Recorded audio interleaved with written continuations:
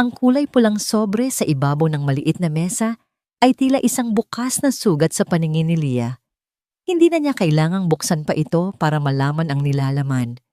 Kabisado na niya ang bawat salita, ang bigat ng bawat letra, huling babala. Final eviction notice. 3 buwan. 3 buwan na siyang parang asong kalye na naghahanap ng trabaho.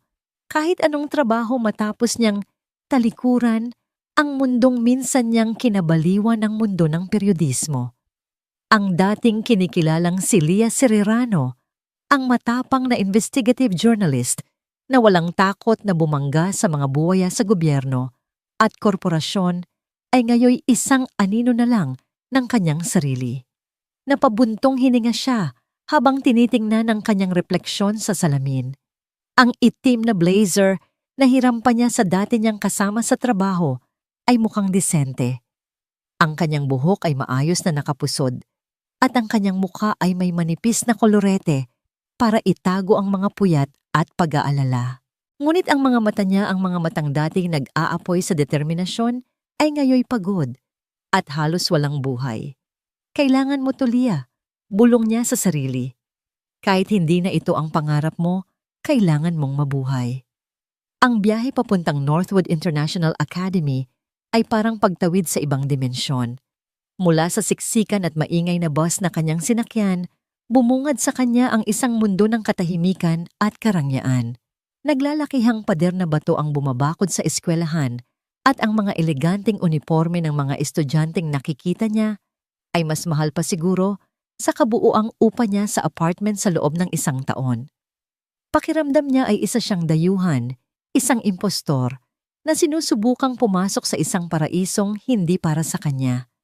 Ang posisyong ina-applyan niya Administrative Security Coordinator ay malayong-malayo sa dati niyang ginagawa, pero ito ang pinakamataas na posisyong bukas na kaya niyang pasukan gamit ang kanyang transferable skills. Ang totoo, kailangan niya lang ng pambayad ng mga utang. Sa loob ng waiting area, lalo siyang nanliit. Ang mga kasabayan niyang aplikante ay mukhang mga profesional na ipinanganak sa yaman. Kumpiyansa ang kanilang mga ngiti, mamahalin ang kanilang mga suot. Siya naman pakiramdam niya'y anumang oras ay mababakbak ang manipis na barnis ng kanyang katatagan. Miss Liana Serrano, tawag ng isang sekretaryang may malamig na boses. Tumayo si Leah, pinilit na itago ang panginginig ng kanyang mga kamay. Yes, that's me. Please wait here. The headmaster will see you in a few minutes. He's just finishing up a meeting with a parent. Tumango si Leah at naupo sa isang silyang malapit sa malaking bintanang salamin na tanawang isang magandang hardin sa gitna ng eskwelahan. Mula doon, kitang-kita niya ang mga batang naglalaro. Ang kanilang mga tawanan ay parang musika. Ngunit isang eksena sa di kalayuan ang pumukaw sa kanyang pansin at nagpatigil sa kanyang paghinga. Isang babaeng napakaganda balot sa mga damit na sigurado siyang galing sa isang sikat na designer ang nakatayo sa harap ng isang maliit na batang lalaki. Ang postura ng babae ay parang isang reyna na humaharap sa isang pulubi. Ang kanyang mukha, kahit perpekto ang pagkakamakeup, ay walang bahid ng anumang init o pagmamahal. Ang bata naman na marahil ay nasa 7 o 8 taong gulang ay nakayuko lamang. Maliit ito para sa kanyang edad at mahigpit na yakap-yakap ang isang sketchbook na tila iyon ang kanyang kalasaglaban sa mundo. Hindi ito nagsasalita, hindi ito gumagalaw. Napakalayo nila para marinig ni Leah ang usapan, ngunit ang galaw ng katawan ng babae ay sapat na. Bawat salita nito ay tila isang patalim. Nakita ni Leah kung paano umiling ang bata. Mas lalong humigpit ang yakap sa sketchbook. Bigla sa isang marahas na kilos, inagaw ng babae ang sketchbook mula sa mga kamay ng bata. Ano ba ang sinabi ko sa'yo, Leo? Stop this nonsense. Ang sigaw ng babae ay sapat na ang lakas para umabot sa pandinig ni Leah, puno ng lason at pagkasuklam. You are an embarrassment. Hindi ka na nagsasalita, puro ka na lang sa mga walang kwentang drawing na nalaglag ang sketchbook. Kumalat sa damuhan ang mga pahinang puno ng mga drawing, mga larawan ng mga robot, mga kastilyo, at isang malungkot na batang lalaki. Yumuko ang bata para damputin ang mga ito, ngunit tinapakan ng babae ang isa sa mga drawing gamit ang matulis nitong stiletto. Isang maliit na hikbi ang kumawala sa bata. Sa sandaling iyon, nag-init ang dugo ni Leah. Ang lahat ng kanyang pag-aalala, sa trabaho, sa pera, sa eviction notice, ay biglang naglaho. Ang natira na lang ay ang instinct ng isang mamamahayag, ang instinct na ipagtanggol ang walang kalaban-laban na itama ang mali. Huwag kang makialam, Leah. Kailangan mo ang trabahong to, sabi ng isang bahagi ng kanyang isip. Pero ang batang iyon, sigaw naman ng kanyang puso. Hindi na siya nag-isip pa. Mabilis ngunit tahimik siyang lumabas ng waiting area at naglakad patungo sa hardin. Bawat hakbang niya ay may bigat, may determinasyon. Sa tingin ko po ay may nahulog kayo, sabi ni Leah sa isang kalmado, ngunit matatag na boses nang makalapit siya. Pinulot niya ang drawing na tinapakan ng babae, isang larawan ng isang pamilya kung saan blanko ang mukha ng ina. Tinaasan siya ng kilay ng babae, ang mga mata nito'y kasing lamig ng yelo. And who are you? Isa lang po akong nagmamalasakit, sagot ni Leah. Iniabot ang papel sa bata. Saglit na nagtama ang kanilang mga mata at nakita ni Leah ang isang dagat ng kalungkutan sa mga mata ng bata bago ito muling yumuko. Wala kaming kailangan ng pagmamalasakit mo. This is a family matter. Umalis ka na. May pagbabantang sabi ng babae na ngayon ay nakilala ni Leah bilang si Isabel, batay sa narinig niyang tawag kanina. Hindi gumalaw si Leah. Family matters should involve care, not cruelty. Ang ginagawa niyo po ay hindi tama. Isang mapanganib na ngisi ang sumilay sa labi ni Isabel. How dare you lecture me? Do you have any idea who I am? Wala po akong pakialam kung sino kayo. Matigas na sagot ni Leah. Ang apoy sa kanyang mga mata ay muling nagliyab. Pero alam ko kung ano ang nakikita ko. Isang ina na sinasaktan ang sarili niyang anak sa publiko. Ang salitang sinasaktan ay tila isang mitsa. Nagdilim ang mukha ni Isabel. Sa isang iglap, itinaas nito ang kamay at isang malutong na sampal ang dumapo sa pisngi ni Leah. Pakang tunog ay umalingaw-ngaw sa tahimik na hardin. Napatingin ang ilang guro at magulang na nasa malapit. Ngunit si Leah, sa halip na masaktan o matumba, ay hindi man lang kumurap. Tila sanay na siya sa mas matinding panganib. Bago pa man maibaba ni Isabel ang kamay, mabilis na nahawakan ni Leah ang pulsuhan nito. Mahigpit, may kontrol. Huwag niyo nang uulitin. Yan, bulong ni Leah, ang boses niya ay mababa, ngunit puno ng awtoridad na nagpatigil kay Isabel. Nanginginig sa galit si Isabel, sinusubukang bawiin ang kanyang kamay, ngunit hindi niya kaya. Bitiwan mo ako. Security, security. Sa gitna ng kaguluhan, habang papalapit na ang mga security guard, napatingin si Leah sa batang lalaki. Si Leo. Sa kauna-unahang pagkakataon, hindi ito nakayuko. Nakatingala ito, ang mga matay nakatitig kay Leah, isang tingin na puno ng pagkamangha-takot at isang kislap ng isang bagay na matagal nang nawala pag-asa. Alam ni Leah na sa ginawa niya sinilyuhan na niya ang kanyang kapalaran. Ang trabahong desperado niyang kailangan ay tiyak nang hindi mapapasa kanya. Ngunit habang nakikita niya ang tahimik na pasasalamat sa mga mata ng bata, alam niyang ginawa niya ang tama. At sa isang silid, sa itaas na palapag ng gusali, isang lalaking may madilim at mapanuring mga mata ang nanonood sa buong pangyayari mula sa isang security monitor. Ang kanyang mukha ay isang blankong canvas, ngunit sa kanyang isipan, isang desisyon ang nabubuo na. Ang mahigpit na pagkakahawak ni Leah sa pulsuhan ni Isabel ay parang bakal na hindi matinag. Ang mga security guard ng eskwelahan, dalawang lalaking matipuno ang katawan, ay mabilis na lumapit, ang kanilang mga mukha ay nagpapakita ng propesyonal na pag-aalala. Ma'am sir, pakalma po tayo. Sabi ng isa ang boses ay matatag, ngunit magalang habang sinusubukan niyang pumagitna. Binitiwan ni Isabel ang tingin kay Leah at ibinaling ang nag-aapoy na galit sa mga gwardya. Anong tinitingin-tingin niyo lang dyan? Arestuhin niyo ang babaeng to. She assaulted me. Sigaw niya ang kanyang boses ay umaalingaw-ngaw sa hardin at nag-aanyaya ng mas maraming mausisang tingin. Dahan-dahan, ngunit may diin na binitiwan ni Leah ang kamay ni Isabel. Hindi dahil sa takot, kundi dahil tapos na ang kanyang punto. Itinuwid niya ang kanyang blazer at hinarap ang mga gwardya ng may kaparehong kalma na ipinakita niya kanina. Siya po ang unang nanampal, simpleng pahayag niya. Walang emosyon, isang katotohanan lang. Sa puntong yon, mabilis na dumating ang headmaster, isang may edad na lalaki na may manipis na buhok at salamin ng mukha ay gusot sa pag-aalala. Malinaw na ang reputasyon ng kanyang mamahaling eskwelahan ang una sa kanyang isip. Mrs. Isabel, anong nangyayari dito? Tanong niya.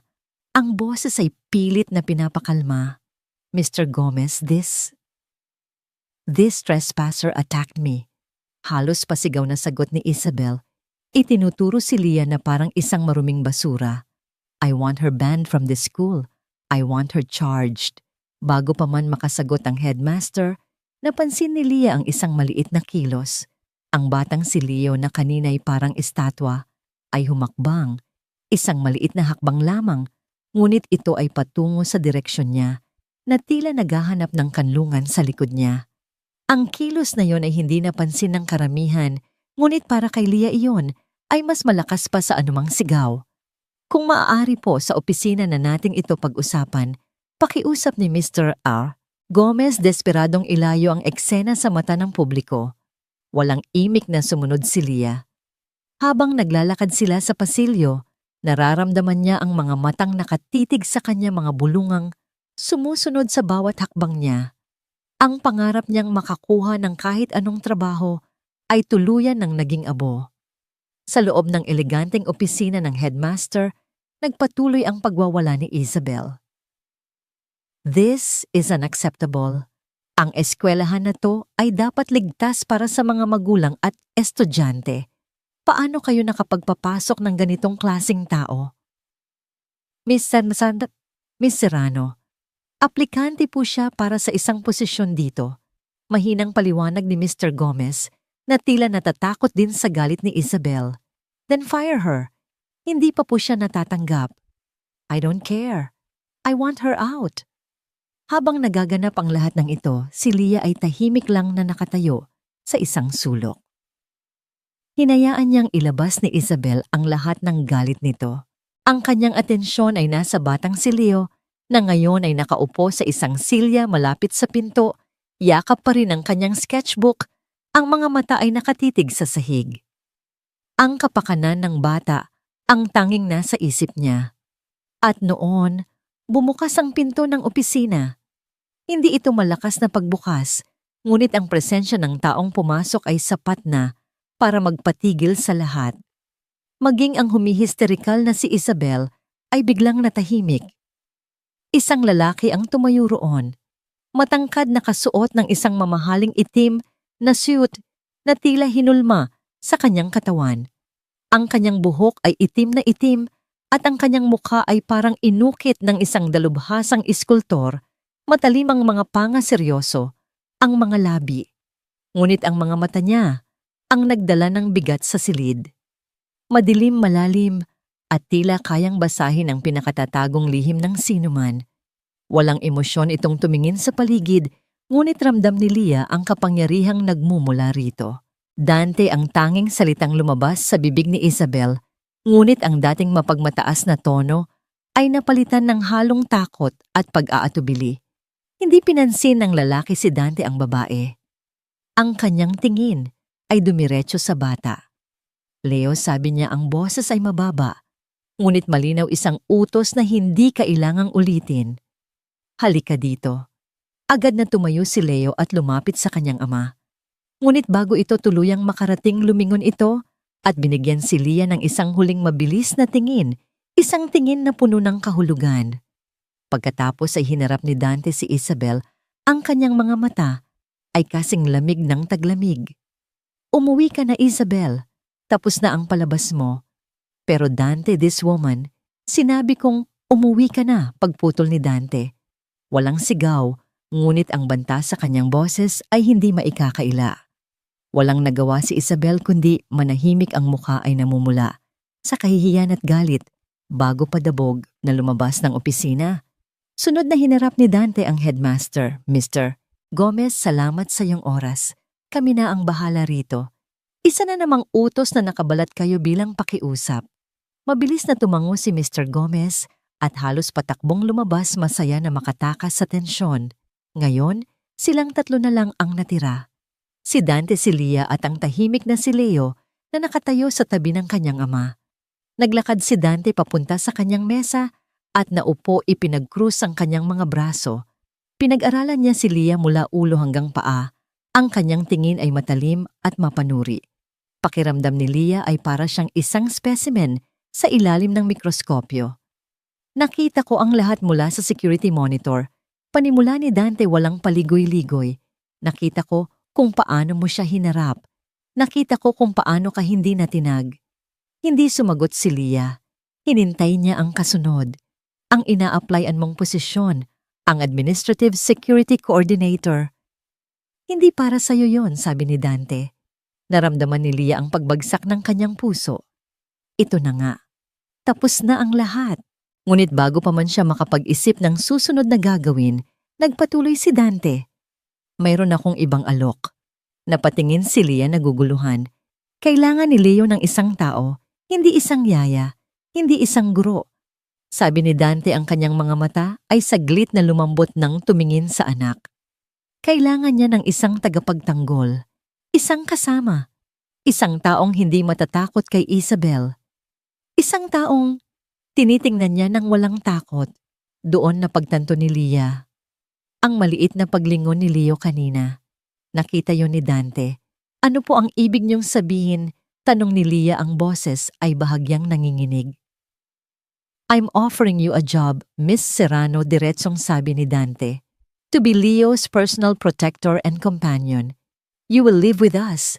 You will go where he goes. Ang tanging trabaho mo ay siguraduhin ang kanyang kaligtasan, pisikal at emosyonal. Natulala si Leah. Hindi ito ang inaasahan niya. Pero, hindi po ako qualified. Isa po akong journalist. Exactly, putol ni Dante. Sanay kang mag-imbestiga. Sanay kang makiramdam sa panganib. At higit sa lahat, hindi ka marunong matakot. Iyan ang kailangan ko. Bakit ako? Maaari po kayong kumuha ng mas professional na bodyguard. I can, sagot ni Dante. But they can't give me what I saw today. Nakita ko kung paano kanya tiningnan. For the first time in a very long time, my son looked at a stranger without fear. Ang mga salitang yon ay tumama kay Leah ng may kakaibang bigat. The offer, pagpapatuloy ni Dante, na tila alam na nakuha na niya ang buong atensyon ni Leah, is $500,000 pesos a month. Live-in, all expenses paid. Halos malaglag ang panga ni Leah, $500,000. Ang halagang iyon ay hindi lang pambayad sa kanyang mga utang. Iyon ay sapat para baguhin ang kanyang buong buhay. Isang alok na napakaganda para maging totoo. Anong kapalit puno ng pagdududang, tanong niya. Natutunan niya sa dati niyang trabaho na lahat ng bagay ay may katumbas na halaga. Isang bahagyang nangiti ang una niyang nakita, ang sumilay sa labi ni Dante. Ngunit hindi ito umabot sa kanyang mga mata. Ang kapalit, ang iyong buong oras, ang iyong ganap na katapatan, at ang iyong pangakong hindi mo siya iiwan anuman ang mangyari. Tumayo si Dante, senyales na tapos na ang usapan. Hindi ko kailangan ng sagot mo ngayon. Pag-isipan mo. Naglakad siya papunta sa pinto, hawak ang kamay ni Leo. Bago sila lumabas, huminto siya at lumingon. Bukas ng umaga, 7:00. May ipapadala akong sasakyan sa labas ng apartment mo. Kung nandoon ka, sayo na ang trabaho. kung wala ang pag-uusap na ito ay hindi kailanman nangyari. At sa mga huling salitang iyon, umalis sila, iniwan si Leah na nakatayo sa gitna ng mamahaling opisina. Ang isip ay gulong-gulo at ang puso ay bumabagabag sa isang desisyon na babago sa takbo ng kanyang buhay magpakailanman. Kinagabihan, hindi nakatulog si Leah. Ang alok ni Dante isang halaga ng pera na hindi niya kayang kitain kahit sa 5 taon bilang isang journalist ay paulit-ulit na umikot sa kanyang isipan. Ito na ba ang sagot sa kanyang mga problema? O ito ba ay isang bitag na mas malala pa sa kahirapang tinatakasan niya? Tiningnan niya ang kanyang maliit na apartment. Ang mga kahon na naglalaman ng kanyang buong buhay ay nakatambak sa isang sulok handa na para sa isang pag-alis na hindi niya alam kung saan patungo. Sa ibabaw ng mesa ang pulang sobre ng eviction notice ay tila nanunukso, isang paalala ng kanyang desperasyon. Ito ay isang kasunduan sa demonyo marahil, ngunit ang demonyong ito ay nag-aalok ng kaligtasan para sa isang batang nalulunod sa kalungkutan. Naalala niya ang mga mata ni Leo, ang pagkamangha ang kislap ng pag-asa, hindi niya iyon kayang talikuran. Sa huli bago siya bumigay sa pagod, nag-set siya ng alarma sa kanyang luma at basag na cellphone, 6 a.m. Eksaktong 7:00 ng umaga, isang makintab at itim na sasakyan, isang modelong hindi niya man lang mapangalanan, ang huminto sa tapat ng kanyang luma at kinakalawang na apartment building. Tahimik, walang ingay, tila isang anino na lumitaw mula sa kawalan. Ang driver, isang lalaking nakasuot ng itim na suit at salamin, ay bumaba at magalang na binuksan ang pinto para sa kanya. Hindi ito nagsalita. Tumangulang ito. Dala ang nag-iisa niyang maleta na naglalaman ng lahat ng mahahalaga niyang gamit. Pumasok si Leah sa loob. Ang loob ng sasakyan ay isang mundo ng katahimikan. Ang ingay ng Maynila ay biglang nawala, napalitan ng mahinang ugong ng aircon at amoy ng mamahaling leather. Habang tinatahak nila ang daan mula sa magulo at masikip na lugar niya patungo sa makabago at malinis na distrito ng mga negosyo, pakiramdam ni Leah ay hindi lang siya lumilipat ng tirahan. Lumilipat siya ng mundo. Ang gusali kung saan sila huminto ay isang tore ng salamin at bakal na tila umabot sa kalangitan. Ito ay isang monumento ng kapangyarihan at yaman. Mula sa pribadong elevator, dumiretso sila sa pinakatuktok ang penthouse. Pagbukas ng pinto ng elevator, bumungad kay Leah ang isang espasyong napapakalawak na kaya nang maging isang buong bahay. Ang sahig ay gawa sa puting marmol. Ang mga dingding ay halos purong salamin na nagpapakita ng isang 360-degree na tanawin ng buong syudad sa ibaba. Ang mga kasangkapan ay moderno minimalist at malinaw na napakamahal. Ngunit sa kabila ng lahat ng karangyaan, mayroong isang nanunuot na lamig sa lugar. Walang mga litrato ng pamilya. Walang personal na gamit na nakakalat. Ito ay hindi isang tahanan. Isa itong showpiece. Isang hawla na gawa sa ginto. Isang may edad na babae ang headmaid na nagpakilalang si Aling Martha ang sumalubong sa kanya. Welcome po, Miss Serrano. Hinihintay na po kayo ni Sir Dante. Ako na po ang bahala sa inyong gamit. Sinundan ni Leah ang kasambahay sa isang pasilyo na mas malinis pa sa operating room ng ospital. Huminto sila sa harap ng isang malaking pinto na gawa sa kahoy. Bago pa man kumatok si Aling Martha, isang lalaki ang lumabas mula sa silid. Hindi ito si Dante. Mas bata ito, marahil ay nasa early 30s, matipuno ang katawan at may tindig ng isang sundalo. Ang kanyang buhok ay gupit militar at ang kanyang mga mata ay matalim at mapanuri habang tinitingnan si Leah mula ulo hanggang paa. Miss Serrano, sabi nito, ang boses ay formal at walang emosyon. Ako si Marco, ang pinuno ng security team ni Mr. Hartwell. Bago ka magsimula, may ilang bagay na kailangan nating linawin. Hindi man lang siya nitong ginitian. Tumango lang si Leah handa sa anumang sasabihin nito. Una ang kaligtasan ni Leo ang pinakamataas na prioridad. Walang pagkakamali ang tatanggapin panimula ni Marco. Ang bawat salita ay may bigat.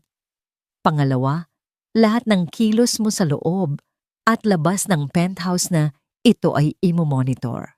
May mga kamera sa lahat ng pampublikong lugar. Naiintindihan ko sagot ni Leah hindi na tinag sa malamig na pagtanggap. Pangatlo, at ito ang pinakamahalaga, nagpatuloy si Marco bahagyang humakbang, palapit na tila sinusubukan siyang takutin. Wala kang karanasan sa security. Isa kang journalist. Sa aming pananaw, you are a high-risk variable. Isang kahinaan. Isang pagkakamali ni Mr. Hartwell ang pagkuha sa iyo pero desisyon niya yon. Ang trabaho ko ay siguraduhing hindi magiging dahilan ng kapahamakan ang pagkakamaling iyon. Diretsong tumingin si Leah sa mga mata ni Marco. Ang trabaho ko naman, Mr. Marco, ay alagaan si Leo. At gagawin ko yon sa abot ng aking makakaya. Kung sa tingin mo ay kahinaan ako nasa sayo na yan. Pero huwag na huwag mong iisipin na hahayaan kong may mangyaring masama sa batang yon habang ako ang kasama niya. Nagkatitigan sila ng ilang segundo, isang tahimik na pagsubok ng katatagan. Sa huli si Marco ang unang umiwas ng tingin. Isang bahagyang pagtaas ng kanyang kilay, ang tanging reaksyon nito bago ito tumalikod. Nasa playroom si Leo. Alam mo na ang gagawin mo. Iniwan siyang mag-isa ni Marco sa harap ng isa pang pinto. Huminga ng malalim si Leah bago ito dahan-dahang binuksan. Ang playroom ay kasing laki ng dati niyang apartment. Puno ito ng mga pinakamahal na laruan na maaari mong isipin isang mini rock climbing wall, isang set ng video games na may malaking screen, mga dekuryenteng sasakyan. Ngunit karamihan sa mga ito ay mukhang hindi nagagalaw, nakasalansan ng maayos sa mga estante. Sa isang sulok sa sahig, nakaupo si Leo. Doon lamang may bahid ng kaunting gulo. Nakakalat ang mga papel at mga krayola sa paligid niya. Seryoso siyang nagdodrawing sa kanyang sketchbook. Ang kanyang buong mundo ay nakasentro sa piraso ng papel sa kanyang harapan. Hindi agad lumapit si Leah. Nanatili siya sa may pinto, pinapanood ang bata sa katahimikan. Ayaw niyang gulatin ito. Pagkaraan ng 1 minuto, dahan-dahan siyang lumakad at naupo sa sahig ilang talampakan ng layo mula kay Leo. Hindi siya nagsalita. Kinuha niya ang isang blankong papel at isang lapis at nagsimulang mag-drawing ng isang simpleng pusa. Naramdaman ni Leo ang kanyang presensya. Saglit itong tumigil sa pagdodrawing at sumulyap sa kanya mula sa gilid ng kanyang mga mata. Nakita nito na hindi siya nakatingin dito, kundi sa sarili niyang papel. Nagpatuloy si Leo sa kanyang ginagawa, ngunit hindi na kasing seryoso tulad ng dati. Paminsan-minsan, sumusulyap ito sa ginagawa ni Leah. Matapos ang halos 10 minuto ng nakakabinging katahimikan na pinupuno lamang ng tunog ng lapis at krayola sa papel, tapos na si Leah sa kanyang pusa. Ipinakita niya ito kay Leo nang walang sinasabi. Tiningnan ito ni Leo. Pagkatapos ay itinuro nito ang sarili niyang drawing, isang detalyadong robot na pandigma na may mga laser at kanyon. Tumango si Leah humanga. Magaling bulong niya. He looks very strong. Tiningnan ni Leo ang kanyang robot, pagkatapos ay tiningnan ang mga krayola niya. May hinahanap siya, ngunit tila hindi niya makita. Isang bahid ng pagkadismaya ang gumuhit sa kanyang mukha. Napansin ni Leah na ang isang bahagi ng balikat ng robot ay walang kulay, isang espasyo na malinaw na para sa isang kalasag. At sa tabi niya, may isang piraso ng pulang krayola. Dahan-dahan kinuha ni Leah ang pulang krayola at inislide ito sa sahig papunta kay Leo. Huminto ang mundo ng bata. Tumingin ito sa krayola, pagkatapos ay tumingin ito kay Leah. Sa kauna-unahang pagkakataon, mula nang magkita sila, diretsong tumingin sa kanya ang bata. Ang kanyang mga mata ay puno ng pagtatanong. Ngumiti si Leah, isang maliit at totoong ngiti. Para sa kalasag niya, mahina niyang sabi, "Lahat ng mandirigma ay kailangan ng kalasag. Dahan-dahan na parang isang hayop na maingat sa paglapit, iniabot ni Leo ang kanyang maliit na kamay at kinuha ang pulang Crayola. Pagkatapos yumuko ito at maingat na kinulayan ang nawawalang kalasag sa kanyang robot. Sa sandaling iyon, alam ni Leah na kahit pumasok siya sa hawla ng isang tigre, nakahanap siya ng isang dahilan para manatili. Isang maliit na mandirigma na nangangailangan ng kanyang sariling kalasag. Ang mga sumunod na araw ay lumipas sa isang siklo ng maingat at tahimik na mga gawain. Natutunan ni Leah na ang mundo ni Leo ay hindi pinapatakbo ng mga salita, kundi ng mga ritual. Ang almusal ay isang tahimik na seremonya kung saan ituturo lang ni Leo ang gusto niya. Ang oras sa playroom ay isang serye ng magkahiwalay, ngunit magkatuwang na pagguhit. Ang mga aralin ay mga flashcard at tango o iling lamang ang sagot. Sa lahat ng ito, si Leah ay naging isang matiyagang presensya. Hindi niya ito pinilit magsalita. Sa halip kinakausap niya ito isang tuloy-tuloy na pagsasalaysay ng kanilang mga ginagawa na para bang isa siyang radio commentator sa isang mundong walang boses. Okay, Leo, kukunin natin ngayon ang kulay asul para sa langit, sasabihin niya habang gumuguhit. At pagkatapos, siguro isang malaking araw para mainit at masaya. Sa lahat ng ito, laging nasa paligid si Marco. Isang aninong nakamasid ang kanyang mga mata ay hindi lumalayo isang palaging paalala na si Leah ay nasa ilalim ng pagsubok. Ngunit hindi ito inalintana ni Leah. Ang kanyang buong atensyon ay nakatuon sa maliit na batang lalaki na nagtatago sa likod ng isang pader ng katahimikan. Isang gabi matapos matulog si Leo, hindi mapakali si Leah. Kinuha niya ang sketchbook ng bata na may pahintulot na tiningnan niya ito.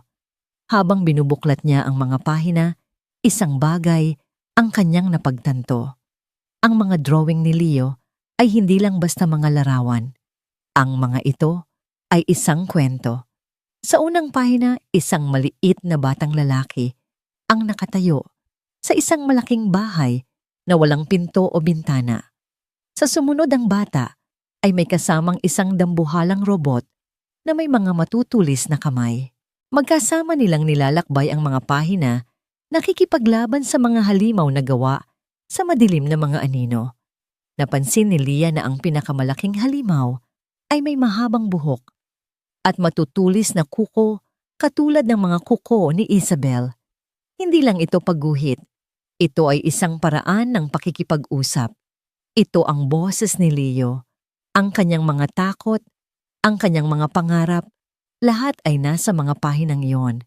At sa puso ni Leah ang dating investigative journalist ay muling nabuhay. Mayroon siyang isang kwentong kailangang unawain. Kinabukasan may bago siyang diskarte. Sa halip na magkanya-kanyang drawing, kumuha siya ng isang malaki at blankong piraso ng illustration board at inilatag ito sa sahig sa pagitan nila. Gawa tayo ng kwento, sabi niya sa isang masiglang boses. Iginuhit niya ang kanyang simpleng pusa mula sa unang araw nila. Ito si Muning. Nalulungkot siya kasi mag-isa lang siya. Tiningnan siya ni Leo, ang mga matay nagtatanong. Itinulak ni Leah ang board palapit dito. Pagkatapos ng ilang sandali ng pag-aalinlangan, kinuha ni Leo ang kanyang itim na Crayola. At sa tabi ng pusa ni Leah, buong husay niyang iginuhit ang kanyang malakas na robot na pandigma. Napangiti si Leah. Wow! Isang malaking kaibigan para kay Muning nagpatuloy ang laro. Gumuhit si Leah ng isang pulang bola. Niyaya ni Muning maglaro ang robot. Dito natigil si Leo. Tinitigan niya ang drawing. Malinaw na may gusto siyang mangyari. Gusto niyang kunin ng robot ang bola. Ngunit tila hindi niya makuha ang tamang anggulo ng kamay nito. Gumuhit siya, binura. Gumuhit ulit, binura ulit. Isang maliit na tunog ng pagkadismaya ang kumawala sa kanyang lalamunan. Ito na ang pagkakataon ni Leah. May problema ba, Leo? Malumanay niyang tanong. Isang mabilis na tango mula sa bata. Saan, tanong ni Leah, itinuturo ang papel. Ituro mo sa akin kung saan ka nahihirapan. Nag-alinlangan si Leo. Tumingin ito sa kamay ng robot, pagkatapos ay tumingin ito kay Leah. Ang kanyang mga mata ay puno ng pakiusap. Ang kanyang maliliit na labi ay bahagyang bumuka. Nagpipilit nakikipaglaban sa isang bagay sa loob niya. Naghintay si Leah, hindi humihinga, natatakot na baka isang maling galaw lang niya ay muling isara ng bata ang pinto. At pagkatapos isang tunog na halos hindi marinig. Isang bulong magaspang dahil sa matagal na hindi paggamit. Leah. Ang pangalan niya. Para kay Leah ang simpleng salitang iyon ay mas malakas pa sa isang pagsabog. Ito ang tunog ng isang pader na nagsisimulang gumuho. Pinigil niya ang kanyang sarili na mapangiti ng malaki o yakapin ng bata sa takot na baka ito'y matakot. Sa halip isang mainit at nag-aalagang ngiti lamang ang kanyang isinukli. Oo, Leo, muli niyang itinuro ang kamay ng robot. Mas may kumpiyansa na ngayon. At isa pang salita ang lumabas, mas malinaw ng kaunti. Tulong. Tulong. Hindi na napigilan ni Leah ang isang butil ng luha na namuo sa gilid ng kanyang mata, ngunit mabilis niya itong pinunasan. Sige, tutulungan kita, sabi niya. Ang boses ay nanginginig sa pinipigilang tuwa. Magkatabi silang yumuko sa papel, ang kanilang mga ulo ay magkalapit habang tinutulungan niya si Leo na iguhit ang perpektong kamay para sa kanyang robot na bayani. Hindi nila alam sa bahagyang nakaawang na pinto ng playroom nakatayo si Dante Hartwell. Kararating lang niya mula sa opisina, mas maaga kaysa karaniwan. Narinig niya ang lahat. Narinig niya ang pangalan. Narinig niya ang salitang tulong. Narinig niya ang boses ng kanyang anak sa unang pagkakataon sa loob ng halos 2 taon. Isang komplikadong emosyon ang bumalot sa kanya, isang malaking alon ng ginhawa, pagkamangha at isang bagay na hindi niya masuri. Isang bagay na parang paghanga. Nakita niya ang eksena sa loob, ang babaeng inupahan niya, at ang kanyang anak magkasama sa isang maliit na mundo na sila lang ang nakakaintindi. Hindi niya pinansin ang drawing.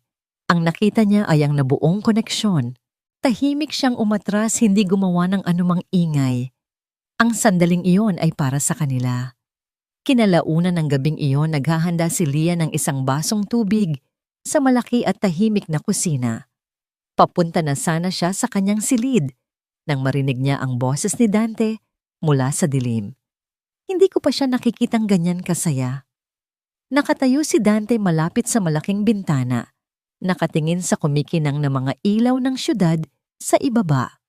Nagkaroon po kami ng magandang araw, sagot ni Leah. Piniling huwag munang ibahagi ang detalye ng tagumpay. Hahayaan niyang si Leo ang maging handa. Humarap si Dante sa kanya.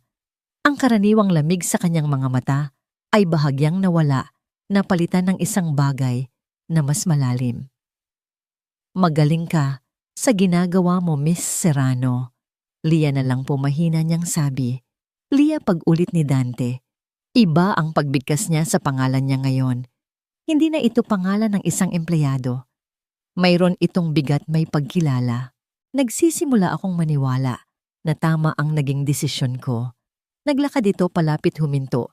Ilang hakbang na lang ang layo sa kanya. Ang distansya ay professional pa rin, ngunit ang tensyon sa pagitan nila ay biglang naging personal. Ang hangin ay tila kumapal. Sa unang pagkakataon, hindi siya tiningnan ni Dante bilang isang variable o isang solusyon sa problema. Tiningnan siya nito bilang isang babae.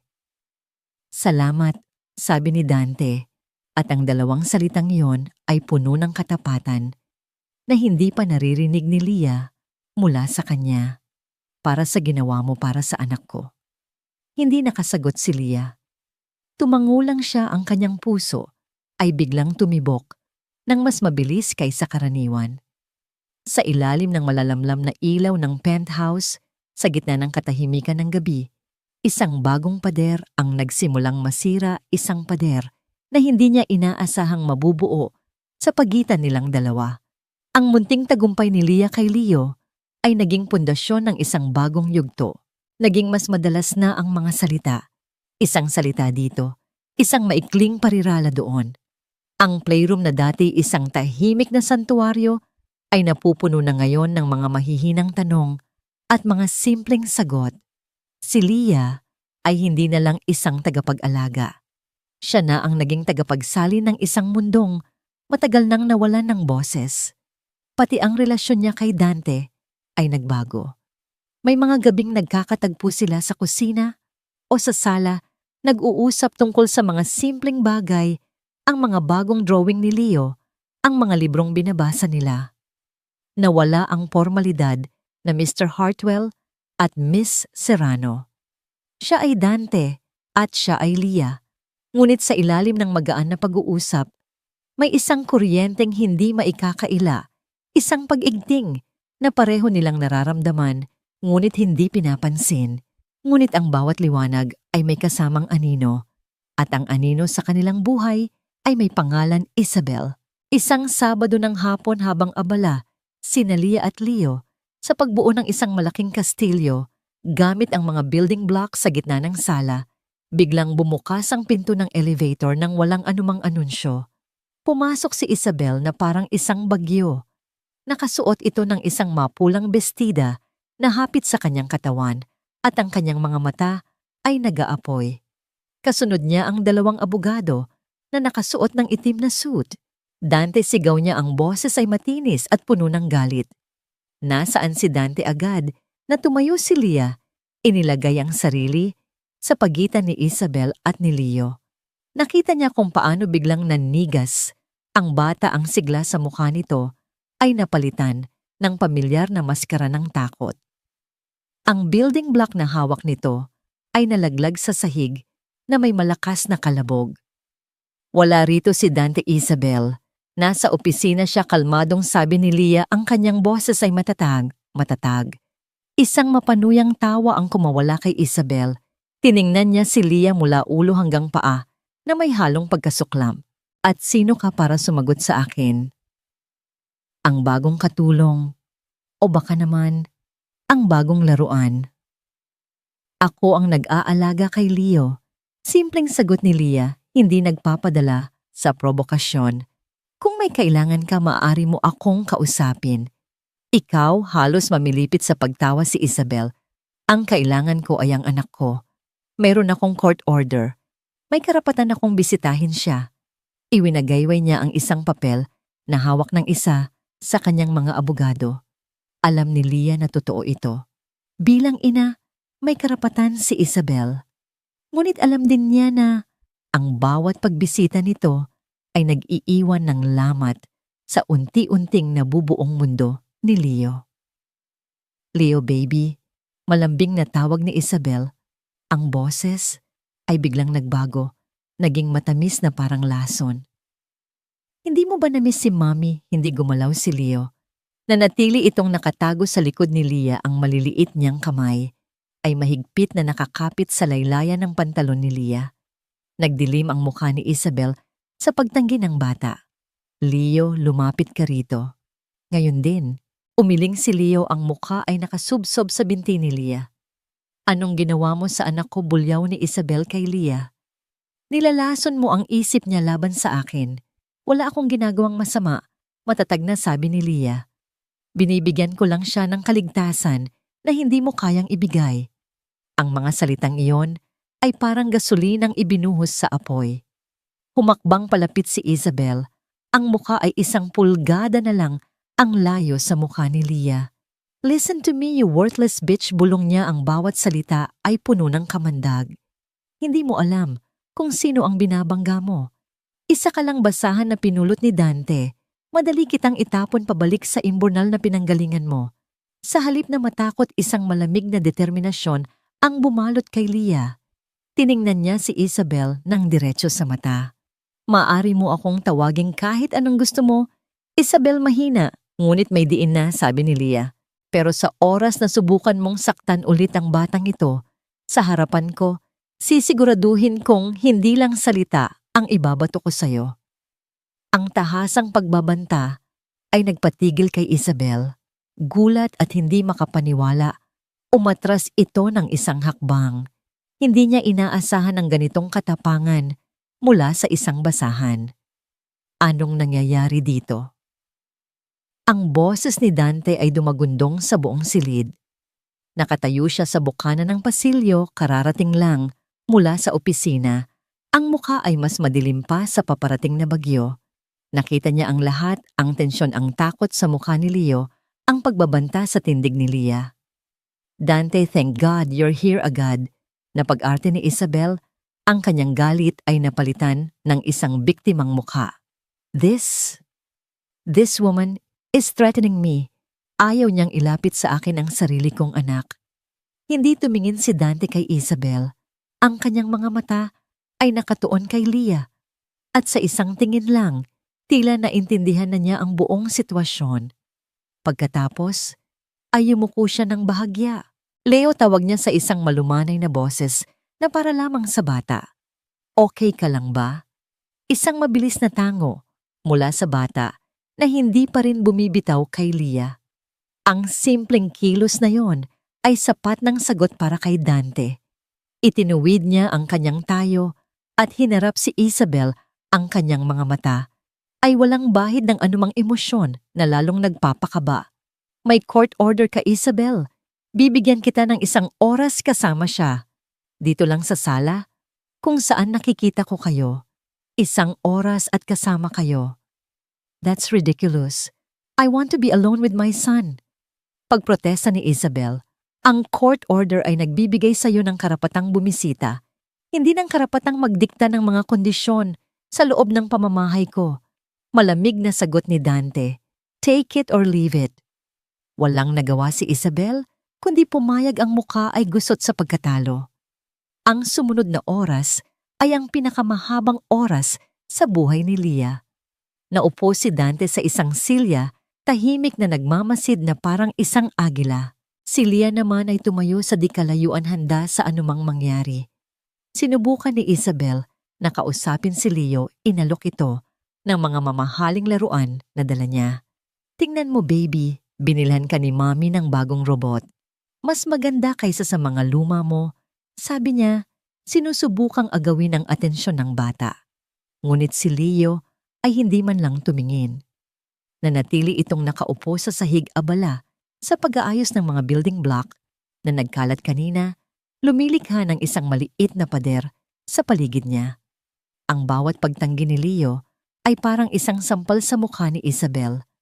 Ang kanyang pasensya ay unti-unting nauubos. Sa huli, hindi na niya napigilan ang sarili. Ano ba, Leo? Pansinin mo naman ako. Sigaw niya, ang kanyang matamis na boses ay nawala na. Pagkatapos ng lahat ng ginagawa ko para sa'yo, ganito ka. Isa kang walang utang na loob na bata, katulad ng ama mo. Bago pa man makatayo si Dante, humakbang na si Leah. Lumuhod siya sa tabi ni Leo at nagsalita sa isang boses na para lang sa kanilang dalawa. Huwag mong pakinggan, Leo, bulong niya. Ang pader na ginagawa mo, napakaganda. Gawin natin itong mas mataas. Kumuha siya ng isang block at idinagdag ito sa itaas. Ang simpleng kilos na yon ay ang huling dagok para kay Isabel. Tumingin si Leo kay Leah at sa kauna-unahang pagkakataon, sa harap ng kanyang ina, isang maliit na ngiti ang sumilay sa kanyang mga labi habang kinukuha ang isa pang block. Nakita ni Isabel ang nangiting iyon. Ang nangiting hindi kailanman ibinigay sa kanya ng bata, ay ibinibigay nito ngayon sa isang estranghero. Tumayo si Isabel, ang kanyang mukha ay puno ng lason. Tapos na ako dito. Tiningnan niya si Dante. This isn't over. Pagkatapos ang kanyang tingin, ay bumaling kay Leah isang tingin na nangangako ng ganti. At ikaw, sabi niya, sa isang mapanganib na bulungi, magsisisi ka. At tulad ng isang bagyo, mabilis siyang umalis kasama ang kanyang mga abogado. Nang tuluyan ng sumara ang pinto ng elevator, isang mabigat na katahimikan ang bumalot sa silid. Si Leo sa wakas ay bumitaw sa pagkakakapit kay Leah at bumalik sa paglalaro na tila walang nangyari. Lumapit si Dante kay Leah. Salamat, sabi niya, ang boses ay mababa at puno ng pasasalamat na hindi maipaliwanag. Hindi lang ito pasasalamat para sa pagprotekta sa kanyang anak. Ito ay pasasalamat para sa pagtayo laban sa isang anino na matagal nang bumabalot sa kanilang buhay. Trabaho ko lang po, sagot ni Leah, ngunit alam niyang hindi na ito totoo. Ang ginawa niya ay hindi na lang trabaho. Tinitigan siya ni Dante, ang kanyang mga mata ay may bagong intensidad. Hindi sabi niya, ang ginawa mo, iyon ay katapangan. At hindi ko iyon malilimutan. Sa sandaling iyon sa gitna ng nagkalat na mga laruan, isang hindi nakikitang linya ang kanilang tinawid. Hindi na siya ang amo at siya ang empleyado.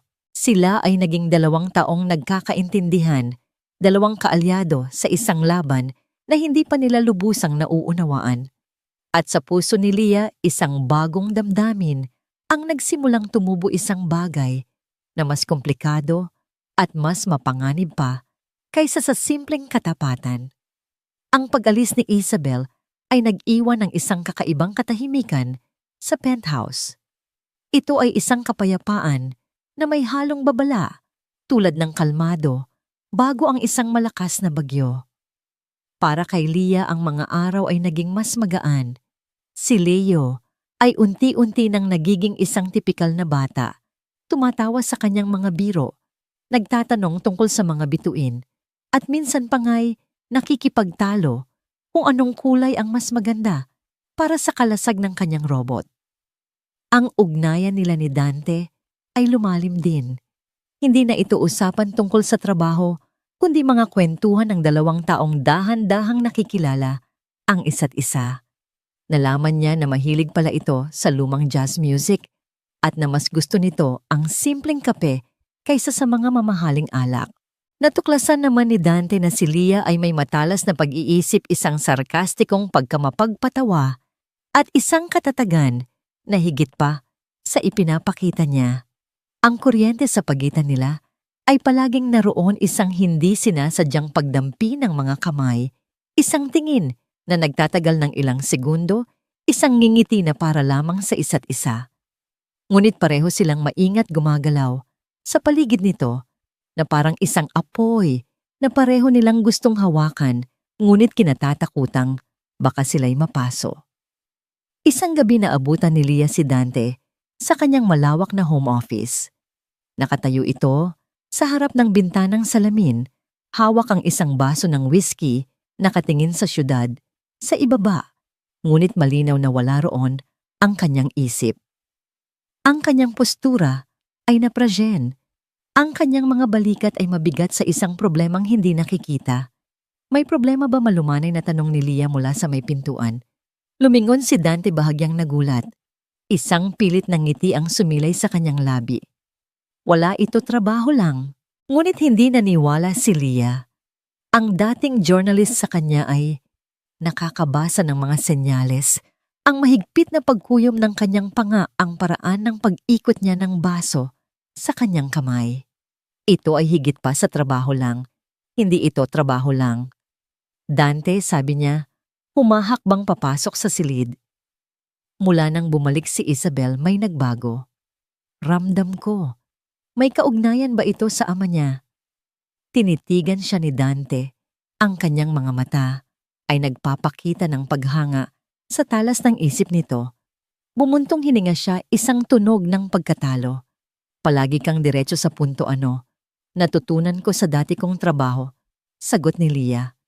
Inilapag ni Dante ang kanyang bus at sumandal sa mesa. May nagsasabotahe sa Imperium. Isang malaking kontrata para sa high-security logistics ang nawala sa amin kanina. Isang kritikal na kargamento ang sadyang inilihis ng ruta na wala. Milyon-milyon ang lugi at mas malaki pa ang pinsala sa aming reputasyon. Inside job agad na tanong ni Leah. Tumango si Dante, ang kanyang mga mata ay nagdilim. Walang ibang paraan. May nagbigay ng access sa aming sistema at sigurado akong ang ama ni Isabel, si Ricardo Consunji, ang nasa likod nito. Matagal na niyang gustong pabagsakin ang Imperium. Sa sandaling iyon, hindi na si Leah ang tagapag-alaga. Ang investigative journalist sa kanyang pagkatao ay muling lumabas. Sino ang may access sa routing codes? Anong protocol ang nilabag? May pattern ba sa mga aksidente na nangyari nitong mga nakaraang buwan? Sunod-sunod niyang tanong. Ang kanyang isip ay mabilis na nagpoproseso. Natigilan si Dante. Tinitigan niya si Lia na para bang ngayon lang niya ito tunay na nakita. Hindi ito isang simpleng babae na naghahanap ng trabaho. Ito ay isang mandirigma na may ibang uri ng sandata ang kanyang isipan. Hindi ka lang tagapagtanggol, ano sabi ni Dante sa isang mababang boses, humahakbang palapit sa kanya. Isa ka ring manlalaban. Kailangan simpleng sagot ni Lia, hindi inaalis ang kanyang tingin. Nasa harapan na niya ngayon si Dante, napakalapit na. Kaya na niyang amuyin ang bahagyang halimuyak ng whiskey at ng mamahalin nitong pabango. Ang hangin sa pagitan nila ay biglang kumapal-puno ng mga hindi nasasabing salita at mga damdaming matagal nang pinipigilan. Dahan-dahang itinaas ni Dante ang kanyang kamay at hinaplos ang pisngi ni Lia. Ang kanyang hinlalaki ay marahang gumuhit sa linya ng panga nito. Mapanganib ka, Lia Serrano. Baka naman kailangan mo ng isang taong mapanganib sa panig mo, hamon ni Lia. Pabalik ang kanyang puso ay dumadagundong sa kanyang dibdib. Isang bagay ang nagbago sa mga mata ni Dante. Ang kontrol ay napalitan ng isang hilaw na pagnanasa. At bago pa man makapag-isip si Lia, inilapit ni Dante ang kanyang mukha at sinakop ang kanyang mga labi. Hindi ito isang maginoong halik. Ito ay mapusok at halos desperado, isang pag-angkin na puno ng tensyon at frustrasyon mula sa mga nagdaang araw. Ang halik ay isang labanan, isang pagsubok ng kalooban at hindi nagpatalo si Lia. Sinalubong niya ang bagsik nito ng may kaparehong intensidad. Ang kanyang mga kamay ay umakyat sa batok ni Dante, hinila ito palapit. Lahat ng pag-aalinlangan, lahat ng kuryenteng na magitan sa kanila ay sumabog sa sandaling iyon. Ito ay higit pa sa atraksyon. Ito ay isang pagkilala sa kapwa nila kaluluwa, parehong nasugatan, parehong palaban. Nang sa wakas ay humiwalay sila, pareho silang habol ang hininga, ang kanilang mga noo ay magkadikit. Ang katahimikan ay mas mabigat pa kaysa kanina. Ang propesyonal na linya ay hindi lang nabura. Ito ay pinulbos. Ako.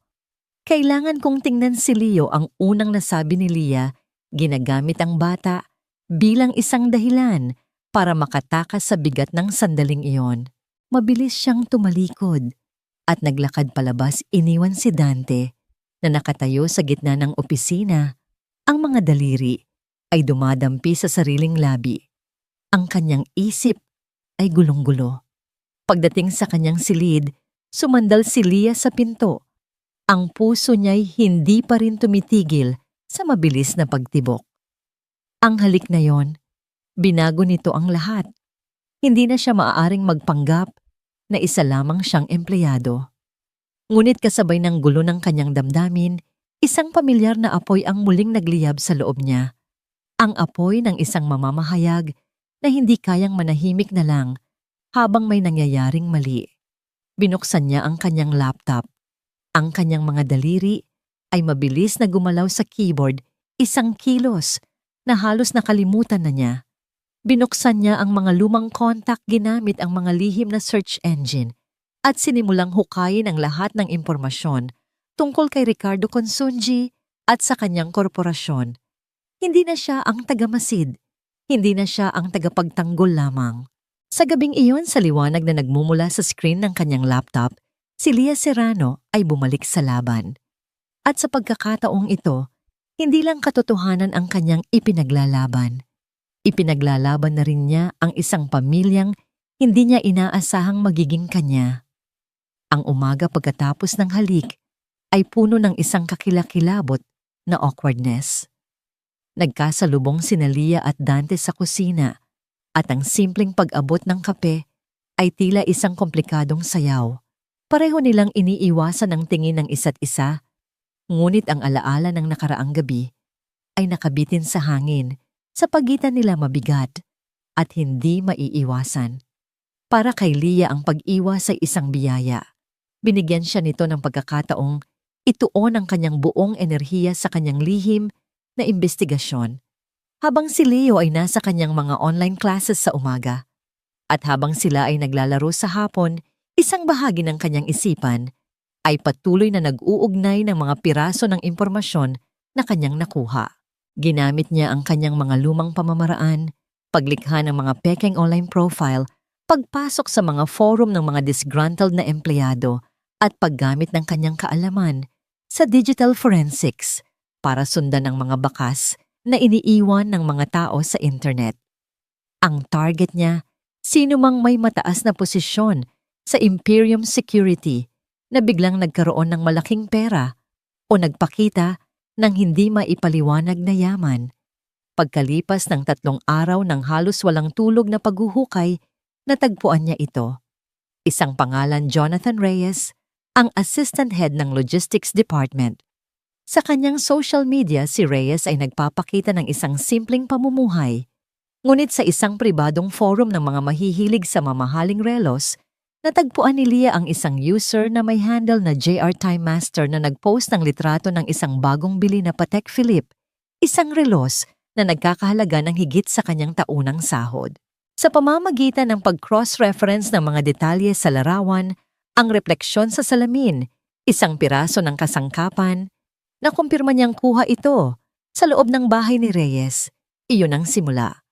Mula roon, hinukay niya ang mga bank record sa pamamagitan ng isang gray hat na contact mula sa kanyang nakaraan at natuklasan ang isang serye ng mga malalaking deposito mula sa isang offshore account na nakalink sa isang shell company na pagkatapos ng mas malalim na paghuhukay ay natuntun niya pabalik kay Ricardo Consunji.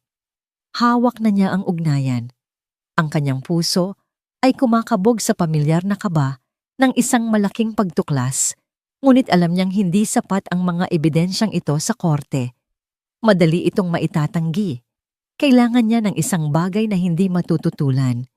Kinagabihan pinuntahan niya si Dante sa kanyang opisina. Dala niya ang kanyang laptop. This time, wala nang pag-aalinlangan. Mayroon siyang layunin. Kailangan mong makita ito, sabi niya. Nang walang anumang pagpapakilala, inilalagay ang laptop sa mesa ni Dante.